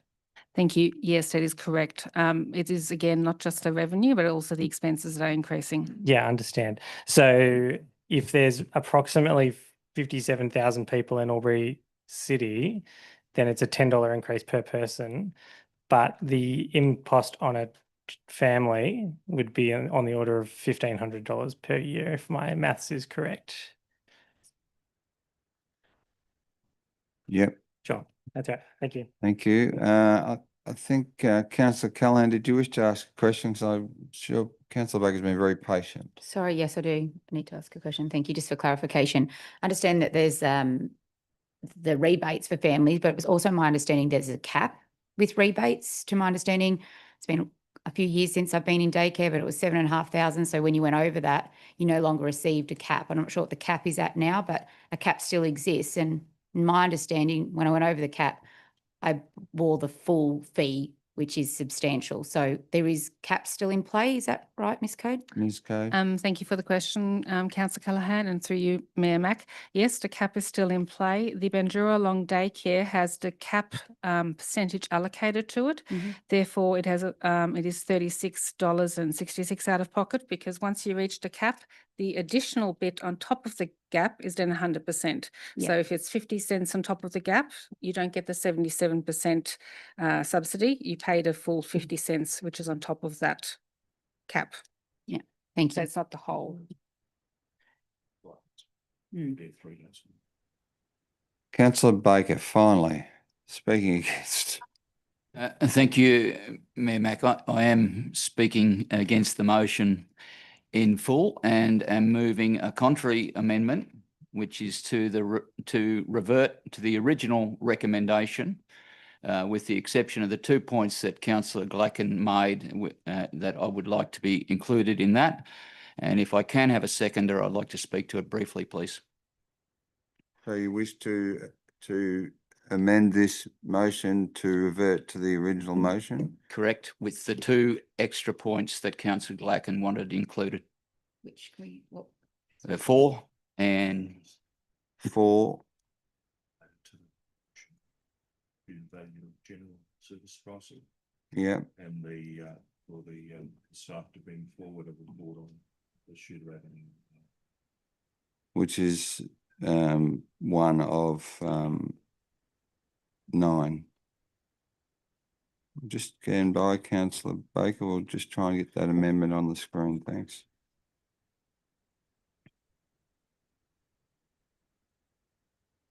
For assistance, my wording that I think Councillor Baker is referring to is that request staff further consider resourcing and timing of Shooter Avenue project.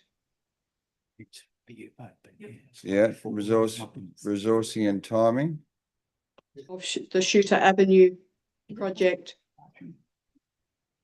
to enable earlier completion, with a report to come to council. Whilst we within take 3 this amendment, can we have a 2-minute toilet break? I've been asked for. Thank you, councillors.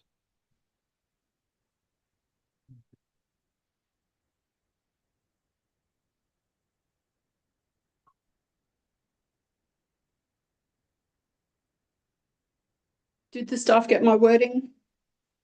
It's working through it now, Councillor Glacken, momentarily. Okay, do you need me to stay in the room, or can I also take a break? You can take your break. Thank you. Okay, thank you.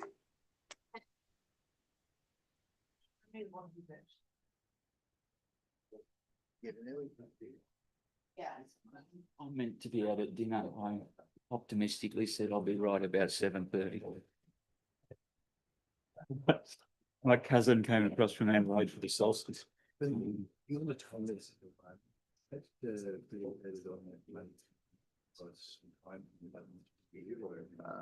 they've extended the hearing on it. There's no real time. I'm not understand. Well, part of the reason we also essentially since we had the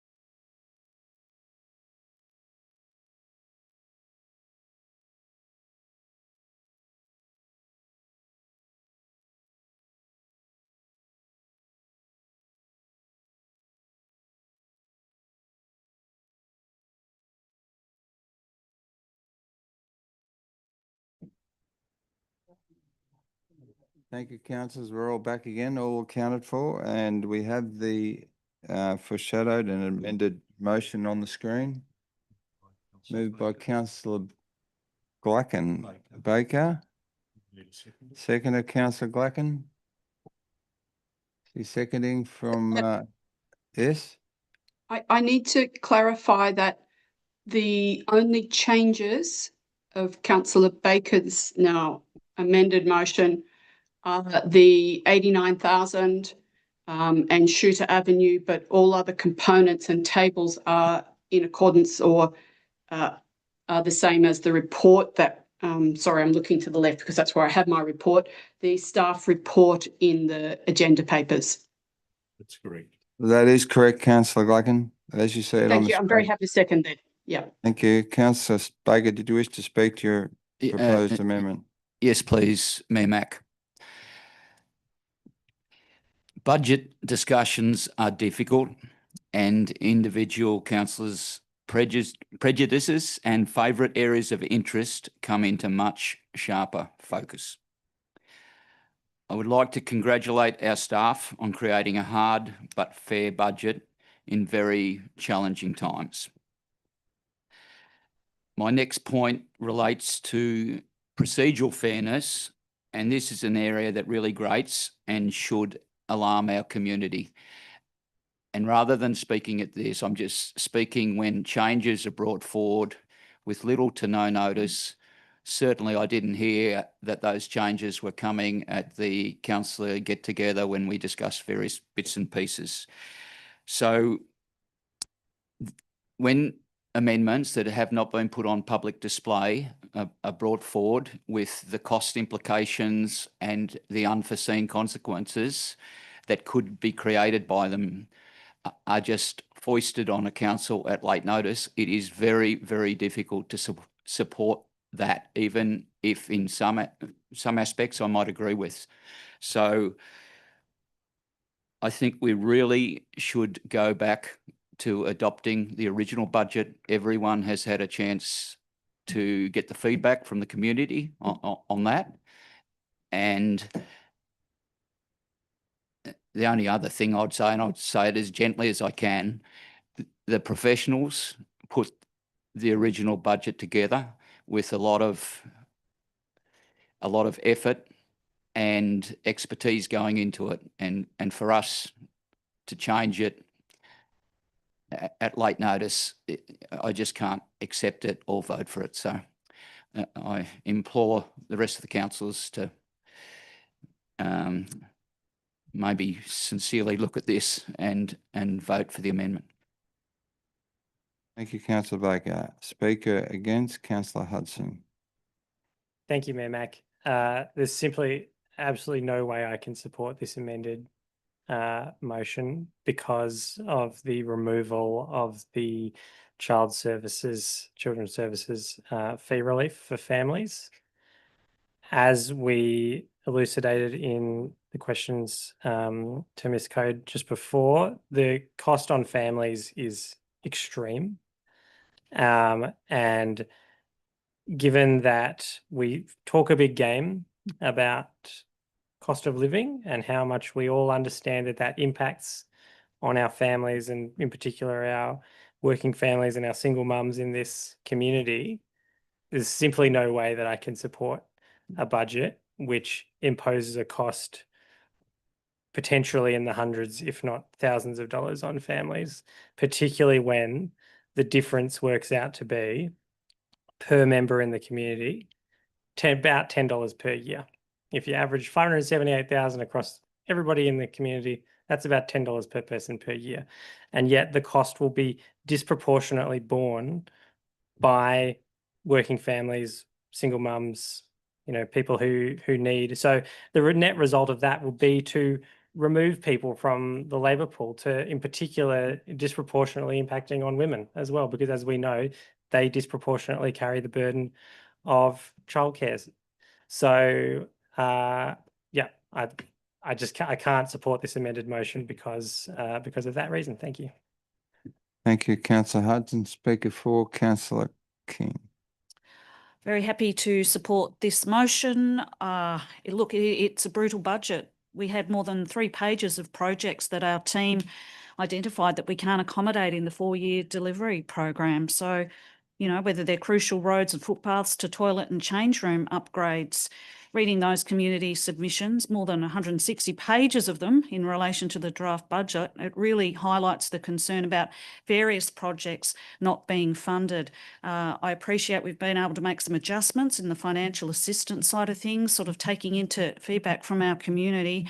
But there are some horror stories in there, really, with things that we would all love to be able to fund if we're able to. We put it out to public exhibition. I do think this is a sensible motion for the way that I read it. You know, there were things that we were reading, like modest upgrades for the men's change rooms at Alexandra Park, and all they were asking for were installation of individual shower petitions in place of the existing communal shower arrangement. That facility is shared by Hockey Albury Wodonga, the Les O'Brien Athletics track. I mean, that's one. We've got Urana Road Oval female change rooms. There are so many toilet blocks and lots of issues that we really do need to fund. We've got our growth corridors, those crucial roads that we said we would deliver that we haven't. So it doesn't matter where you look, that it's a brutal budget in lots of ways because we are disappointing our community. I commend the staff. We've all charged them with finding, in their professional opinion, where we're able to save money, and yes, a user pays system is one of those areas to try to cover our costs, is something that the team have factored into. Happy to hear a potential amendment if another councillor has a view of, rather than freezing the childcare, for example, whether there's a small increase as opposed to what's been proposed, that could be an option. But from my way of thinking, I'm very happy to support the motion as it presents tonight. Thank you, Councillor King. There appears to be no speakers against. Councillor Blacken is speaking for the amendment. Thank you. Yes, to speak for the amendment, which is actually a new amendment, and just highlighting a couple of things in addition to my previously speaking against the prior motion, which was a variation of the motion in the report. I highlight that the Bundoora fee, even when increased, will not be the highest of local providers. There are other providers out there who are charging more. There is competition there. Unlike with before and after school care, there are other providers in that sector. Even with those changes, increases, they will still operate that service area at a $500,000 deficit. And whilst Councillor Hudson has apportioned the average cost to the community of $10 per person for that $500,000, the reality is we could do that with any area that unfortunately is not included in our budget this year, some of which were highlighted by Councillor King, and thank you very much for raising a number of the very many other areas that unfortunately are either unfunded, their projects are moved into future years, and it is most unfortunate. I think this is a much better way forward. I think to take out a couple of areas that are areas that a couple of councillors have thought to take out is unfair to our community. We need to show that we are equitable and taking the advice of our professional staff is the most appropriate way forward. It shows, as I referred to earlier, consistency and equity. And again, referring back to one of our speakers tonight, budget should align with strategy. Yes, they should. However, our budget does not include for the strategy that we want to take forward in all areas. Unfortunately, our strategy needs to be trimmed because our budget does not meet what we would have otherwise for our strategy. So I need to support this motion. We need to move forward. We cannot make huts in one area or another, and wait for the unintended consequences to arise. I do support this motion, this amendment. Thank you. Thank you, Councillor Glacken.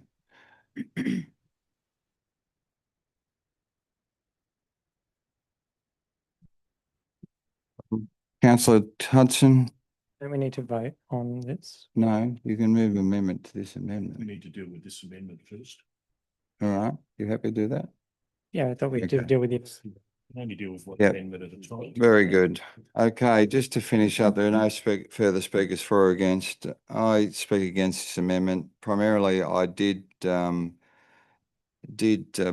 that the previous motion did cover all relevant points. To the point in question in mind, when myself and others in this room ran for council, we had a very strong platform in relation to the Wodonga, the Lavington Pool Centre, the growth corridors in Thurgoona, the congestion in Thurgoona, and relieving that congestion for our community.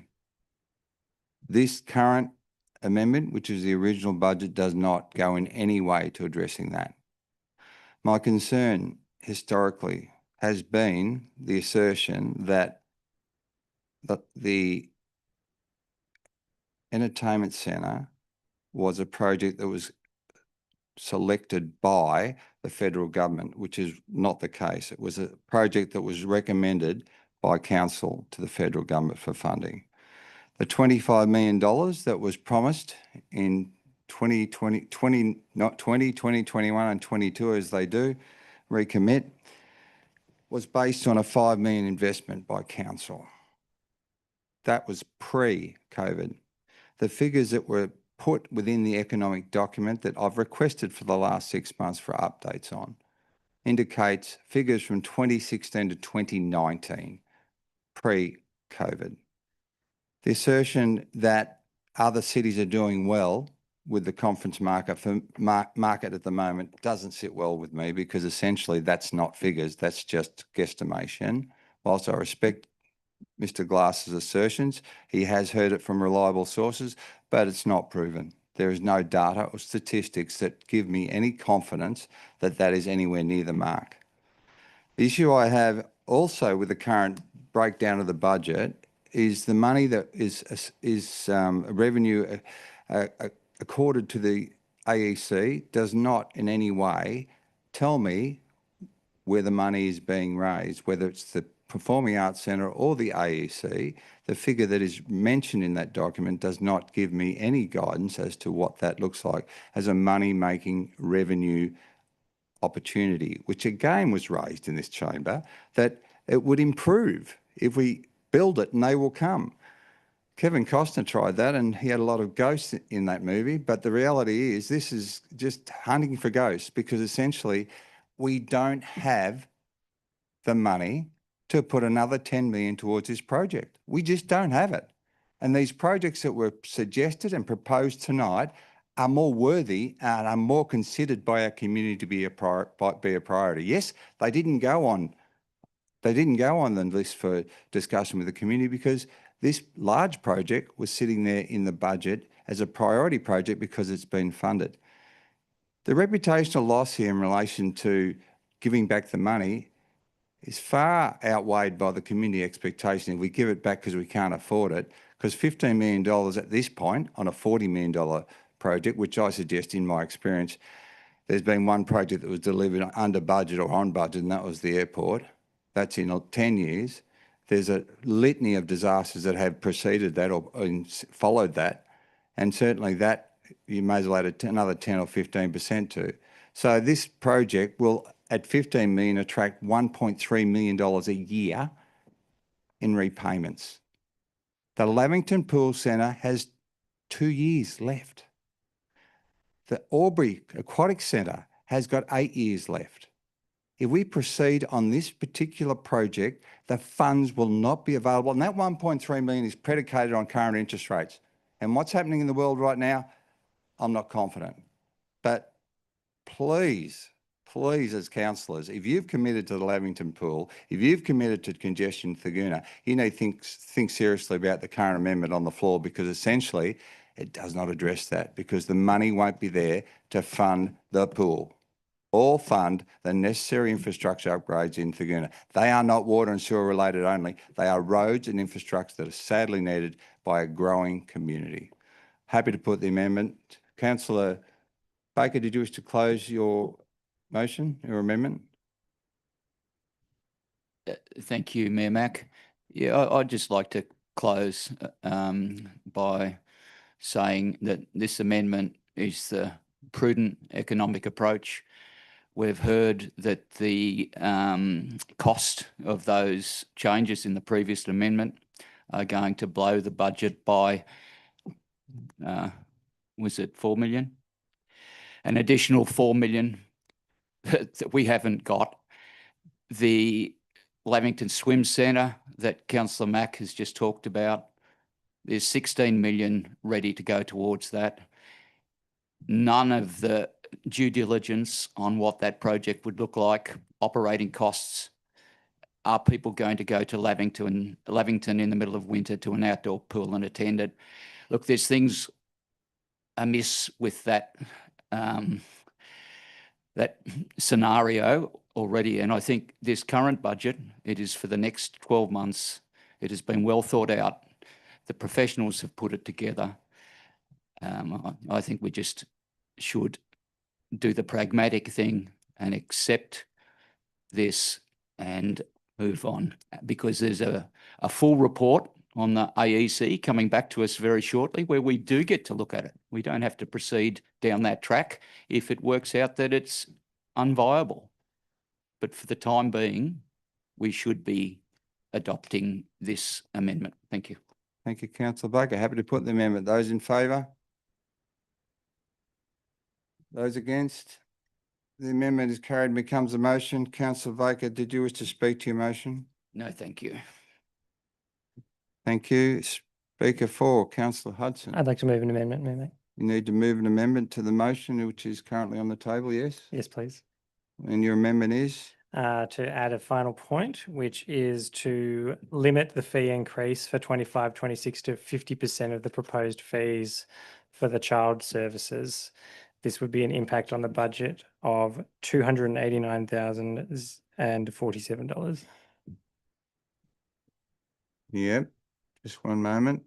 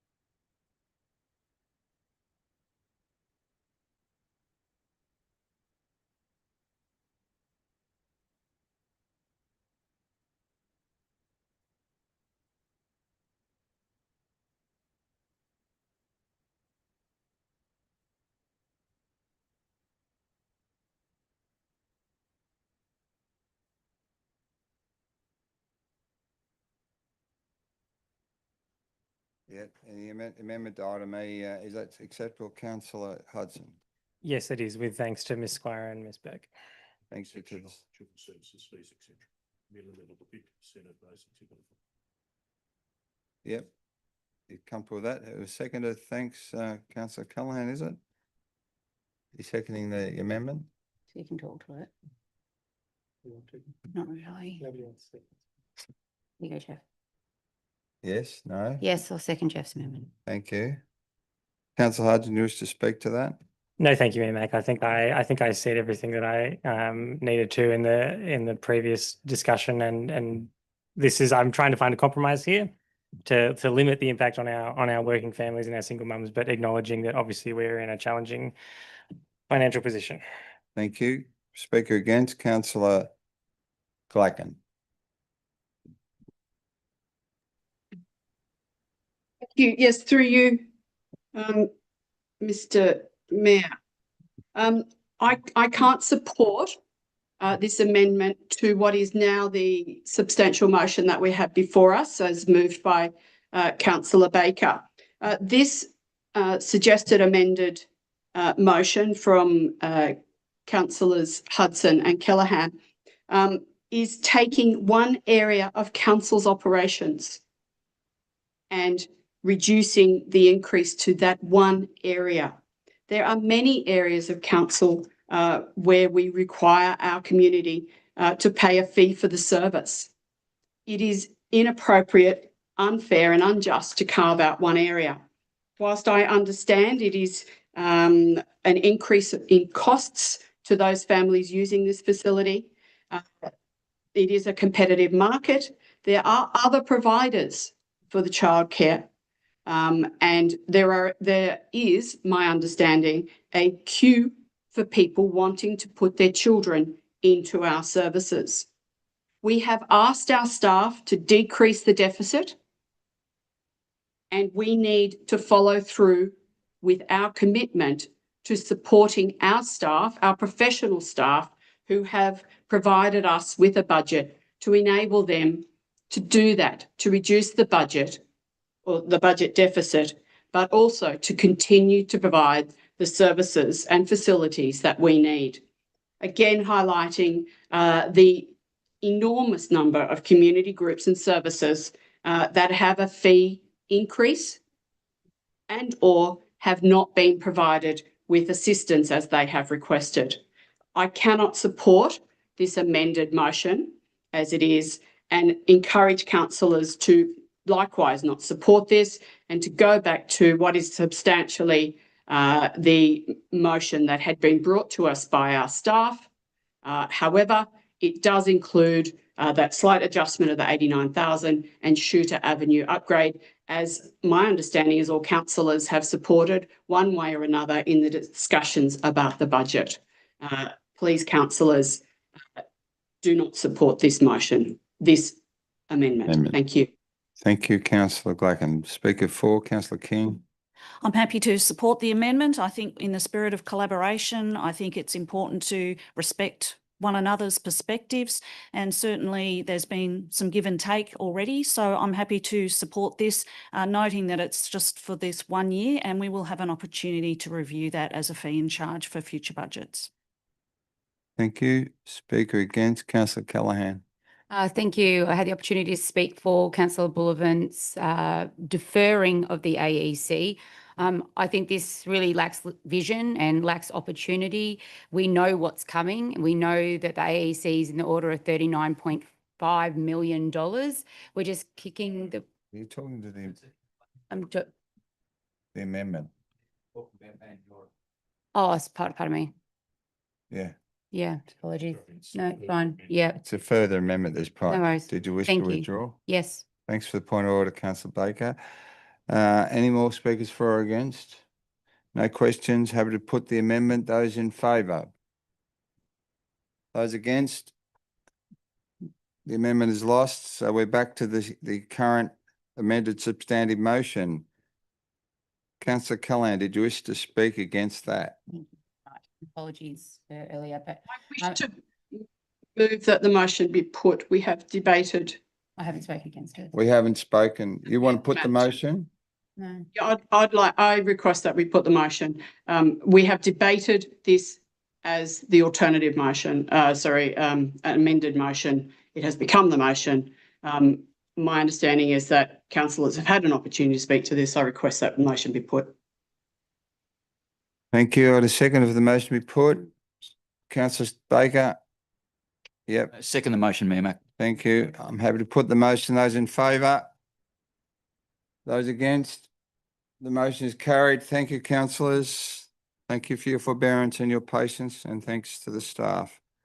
Very challenging item, but a very important item. CM 13.3, Albury City Annual Investment Policy and Procedure Review. Councillor Hudson. Thank you, Mayor Mac. I move that council endorse the reinvestment policy and procedure, noting no changes are proposed. Thank you. Seconder. Councillor Callaghan. Happy to second. Thank you. Councillor Hudson, do you wish to speak to that at all? Just briefly, Mayor Mac, acknowledging that it's nearly 9:45. This is a very sensible investment policy. It means that if we have a green investment product, which is within 2.5% rate of return of a fossil fuel backed investment policy, that we will go with the green one, which is the environmentally and socially responsible thing to do. Thank you. Thank you. Over speaker against, Councillor Glacken.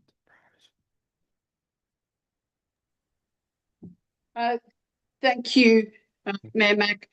Through you, to speak against this motion and move an amendment.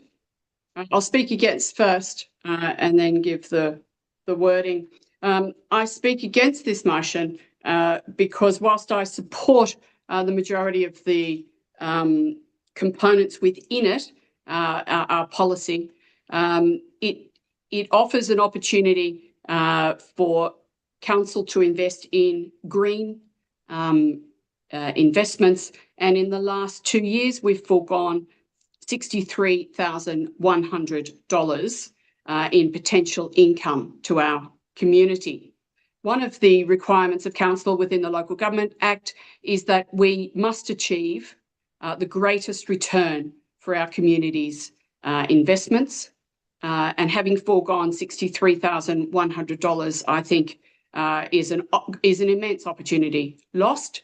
We're asking our staff to be responsible with the money in our budget, reducing our deficit. Yet we alone have chosen some areas, and this is to take out of the budget, or areas that we have allowed us to miss an opportunity, and this is one of those. This is, as people have referred to earlier this evening, low-hanging fruit, a great opportunity. My suggested amendment is that we receive and note the report, and B, after council's investment, alter council's investment policy objective number 5 to read, only apply a 2.5% preference for local providers offering green investments when the rate of return is within comparable investments on offer at the same time of investment. And the reason I suggest this as the amendment is because if we were to do that, we would be able still to support green investments and green companies providing these opportunities and working in that area. But we would have forgone in the last 2 years only $16,000 because that would have been the green investments provided by both of our local banks.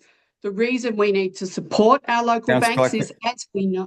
Councillor Glacken, can we put the amendment on the screen, because you appear to be Certainly. speaking to your amendment at the same time and debating the substantive motion. I do apologise. I'll Thank put you. the amendment there. I'm also speaking against this motion at the It same would time. appear you've spoken against it, then you've proposed an amendment. I haven't completed my speaking against, but happy to give you the amendment.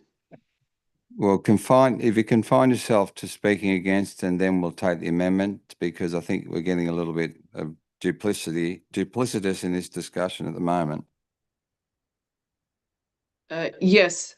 The original policy and procedure by our staff includes a component for us to support local banks. And as we know, we do need to support our local banks because we also know that there are communities in our region that have lost their banks because they were not supported locally.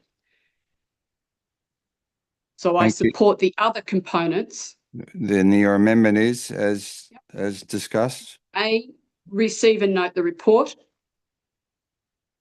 And B, alter council's investment policy. Objective 5, as was in our report. Objective 5 to read, only apply, or words to the effect, only apply a 2.5% preference for local providers offering green investments. It is option 3, I believe, in the report brought to my attention by the CEO, Councillor Glacken, so we'll address that accordingly. Yep, perfect. Thank you. I think we've got it all, and we'll just wait for the amendment to appear on the screen. Councillor King, you got a question while we're going? Happy to take it. Given this is a proposed change to our investment policy and procedure, would that need to go on to public exhibition for feedback? Thank you Yes, for it the will. clarification. Thank you.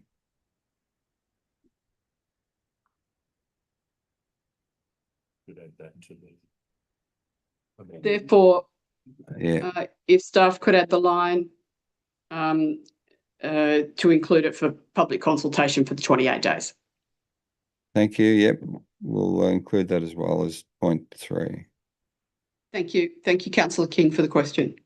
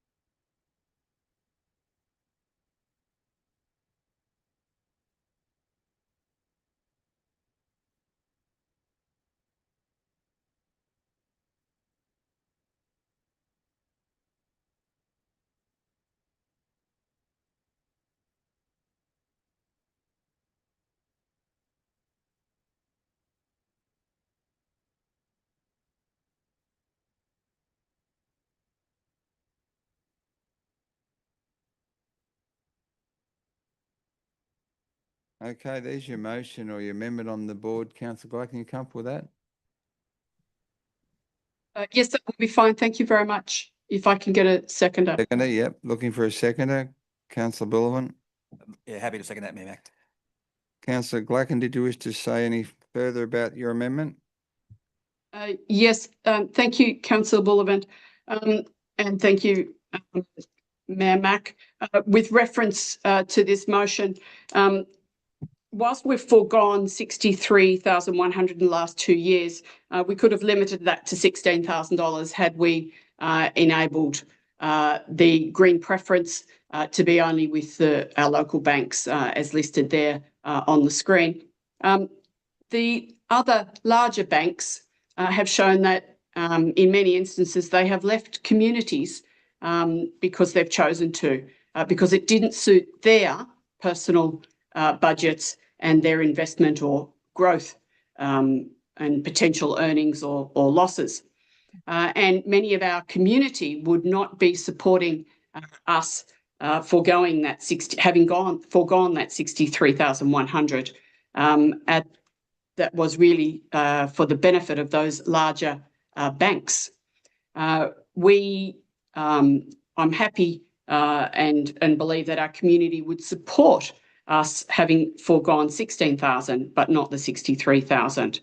Our community doesn't need to forego revenue that would otherwise benefit those larger organisations, and clearly foregoing that interest does not benefit our community.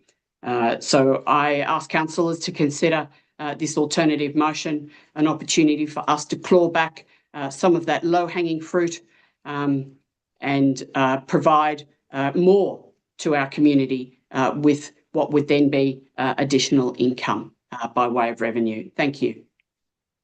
Thank you, Councillor Glacken. I have a speaker against, Councillor Baker. Thank you, Mayor Mac. I'm more than comfortable with our current policy.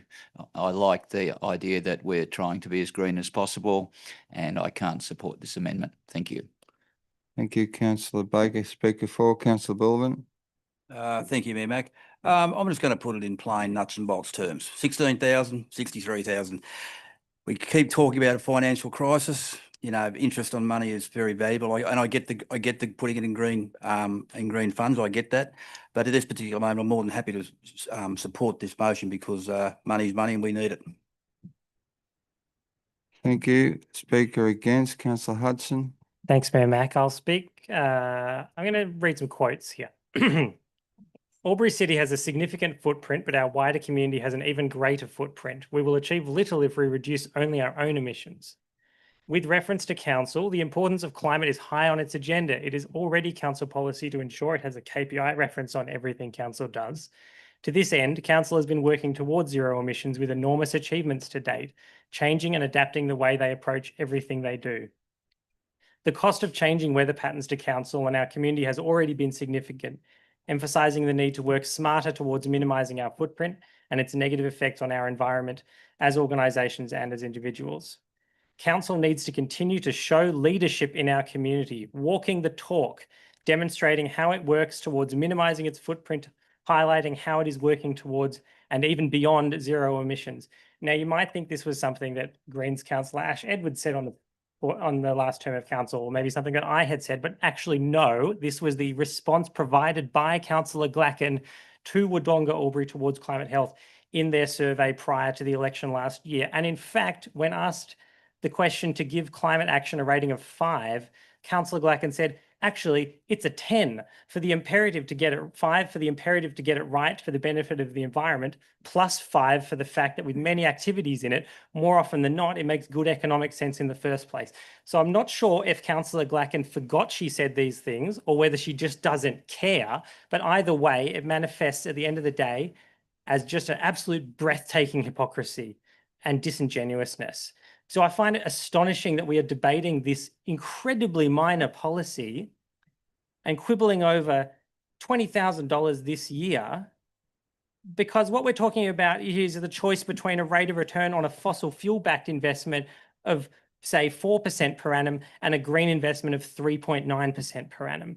it's this kind of thinking, and I make absolutely no apologies for saying this, that has got us to the brink of climate catastrophe in the first place, because we are quibbling over, we're saying 97.5% isn't good enough. We demand 100%. Environmental and social costs be absolutely damned. So, you know, we know in Australia the cost of inaction is already hitting really hard. The Federal Climate Change Authority has said that climate-related disasters have already cost us $2.2 billion in the first half of this year alone, and that we know that without decisive action, that figure will increase anywhere up to 10 billion by 2050, probably beyond. And meanwhile, the CSIRO says us that for every dollar we invest in climate adaptation now, we will save up to $11 in future costs. So actually, the economics are very clear. If we don't move towards more green investment and away from fossil fuel-backed investments, we are actually creating a noose for our necks, and more importantly, for the young people in our community. So I'm really sorry that a bunch of councillors are incredibly out of touch with, you know, what's actually happening in the world here, but apparently that's the case. So, you know, at the end of the day, I'm just asking our councillors to reject unbelievable hypocrisy and to walk the talk and support the policy as is and reject this ridiculous amendment. Thank you, Councillor Hudson. With less time would have been a little bit better, but I Well, think yeah, each it's a council big issue, isn't it? is permitted to have their opinion with respectful response. But thank you for your debating. Any further questions or debate? Councillor Gleichen, do you wish to close your amendment? Thanks. Yes, I would love to, and thank you very much for the opportunity. Yes, I recognise that quote within the second sentence, Councillor Hudson. I stand by that quote because we as a council do need to continue to reduce our footprint, and I'm speaking to your comments. We do need to continue our footprint as a council and as a community. But the opportunity that we forego and forewent, about $50,000 if we exclude that foregone from our two local banks, could have been used. And in previous opportunities when we put the investment policy forward, in previous opportunities, I have suggested that we use that we could have used that foregone investment income in providing further assistance, direct assistance to our community. For example, the community groups that request funding for environmentally friendly hot water solar systems, for solar systems to help them with lighting, for all sorts of requests that they make to upgrade their lighting so they can reduce their costs. We've foregone that interest in the past, and we haven't been able to pass that directly onto those community groups who could have used it. I am very conscious that we also still have a component within our budget where we provide assistance to our community for them to continue to take up environmentally friendly green opportunities with the assistance provided financially by Albury City Council. I contest. There's a point of order, Councillor Gleichen. Point of order, Mac. We actually cut the sustainability rebate by 100% in this budget to $0. Thank you for that correction. Councillor Gleichen, would you think that that is a reasonable correction suggested by Councillor Hudson, that it has been cut by 100%? Thank you. We continue to support our community to enable them to find other alternative options to reduce their footprint. And it will be the community as a whole, not just our community, Australia and the world, that need to reach those goals. It cannot be Albury City alone, and it cannot be our community alone. I think around $50,000 over the last 2 years would have provided lots of opportunity for small community groups to be able to apply for that funding. And perhaps we may not have had to cut those direct areas that we have. And we have already provided significant funding to those people who have requested it in the past. and I supported that previously. And unfortunately, the budget is the budget. We've foregone $50,000 in or thereabouts in the last 2 years that we didn't need to. In fact, a total of 63,100. I encourage councillors to support this variation on the investment policy and put it out to community consultation, and let's see what our community has to say about it. Thank you very much. Thank you, councillor Gluck. I'm happy to put the motion. All those in favour of the amendment? Those against? The amendment is lost. We revert to the original motion, thanks. Casting vote, you've got to be clear. The casting vote has been made in relation to voting against the amendment. Thank you.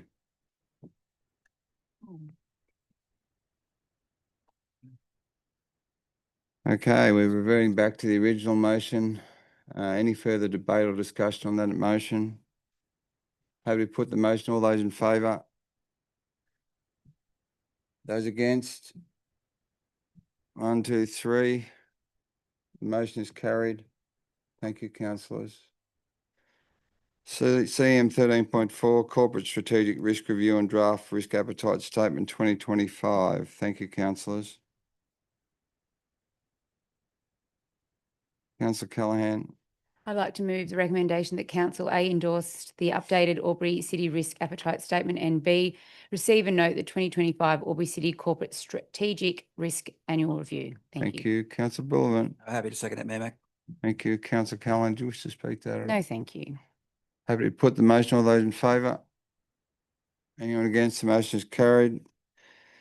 13.5, Appointment of Code of Conduct Panel of Reviewers for Albury City Council. Thank you, councillors. Councillor Glacken. Your audio's off. Yep, thank you. Sorry. Through you to move the recommendation as a motion that council accepts the recommendation of the Riverina and Murray Joint Organisation and appoints the following panel of Code of Conduct reviewers in accordance with the regional panel terms and conditions set out in the Ramjo's expression of interest brief and as detailed in each applicant's EOI proposal for a period of 4 years from 1 July 2025 to 30 June 2029, 1 KPMG, Centium and 3 O'Connor Marsden and Associates. Thank you. Thank you. Seconder. Thanks, councillors. I need a seconder. Councillor Baker. Happy to second, Mayor Mac.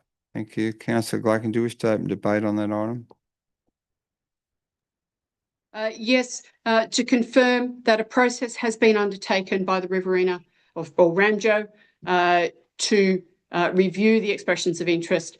They believe these 3 companies meet the requirements and are suggesting that we as council also confirm that they be the 3 providers that we would go to. I confirm that we would choose within those groups which we would use on any given occasion should we need to use them. There is no indication or prediction that we may need their services, and if we did need their services, we would select from that list. So it's really the short list that we're looking at tonight. We're not saying we will be using each of those organisations, but we would use them as a short list should we so need to use them. Thank you. Thank you, Councillor Glacken. I have a question from Councillor Hudson. Thank you, Mayor Mac. Through you to the most relevant member of staff. I just want to clarify what Councillor Glacken just said about the fact that we would get to choose. Is that correct? That's the case, yeah. Okay. Yep, that is the case. Thank you. Thank you. Any other further debate or discussion? No. Have to put the motion. All those in favour? No. Anyone against? The motion is carried. Thank you, councillors. Officer reports for noting 14.1 investment balances May 2025. Thank you, Councillor Bullivant. I move the recommendation that council receive and note investment balances report for the month of May 2025. Thank you. Seconder, thanks. Councillor King. Happy to second. Thank you. Councillor Bullivant, do you wish to speak to that at all? No, nothing to commit, Mayor Mac. Thank you. Are there any questions or debate? No. Happy to put that motion. All those in favour? Anyone against? The motion is carried. CM 16, notice of urgent business, not been made aware of any at this point. Anything from the councillors? No. Happy to move on. There are no confidential matters. I declare the meeting closed at 10:06. Thank you, councillors and staff, for a very long and patient evening, and we'll see what happens for the next budget. Thank you. Good night, everyone.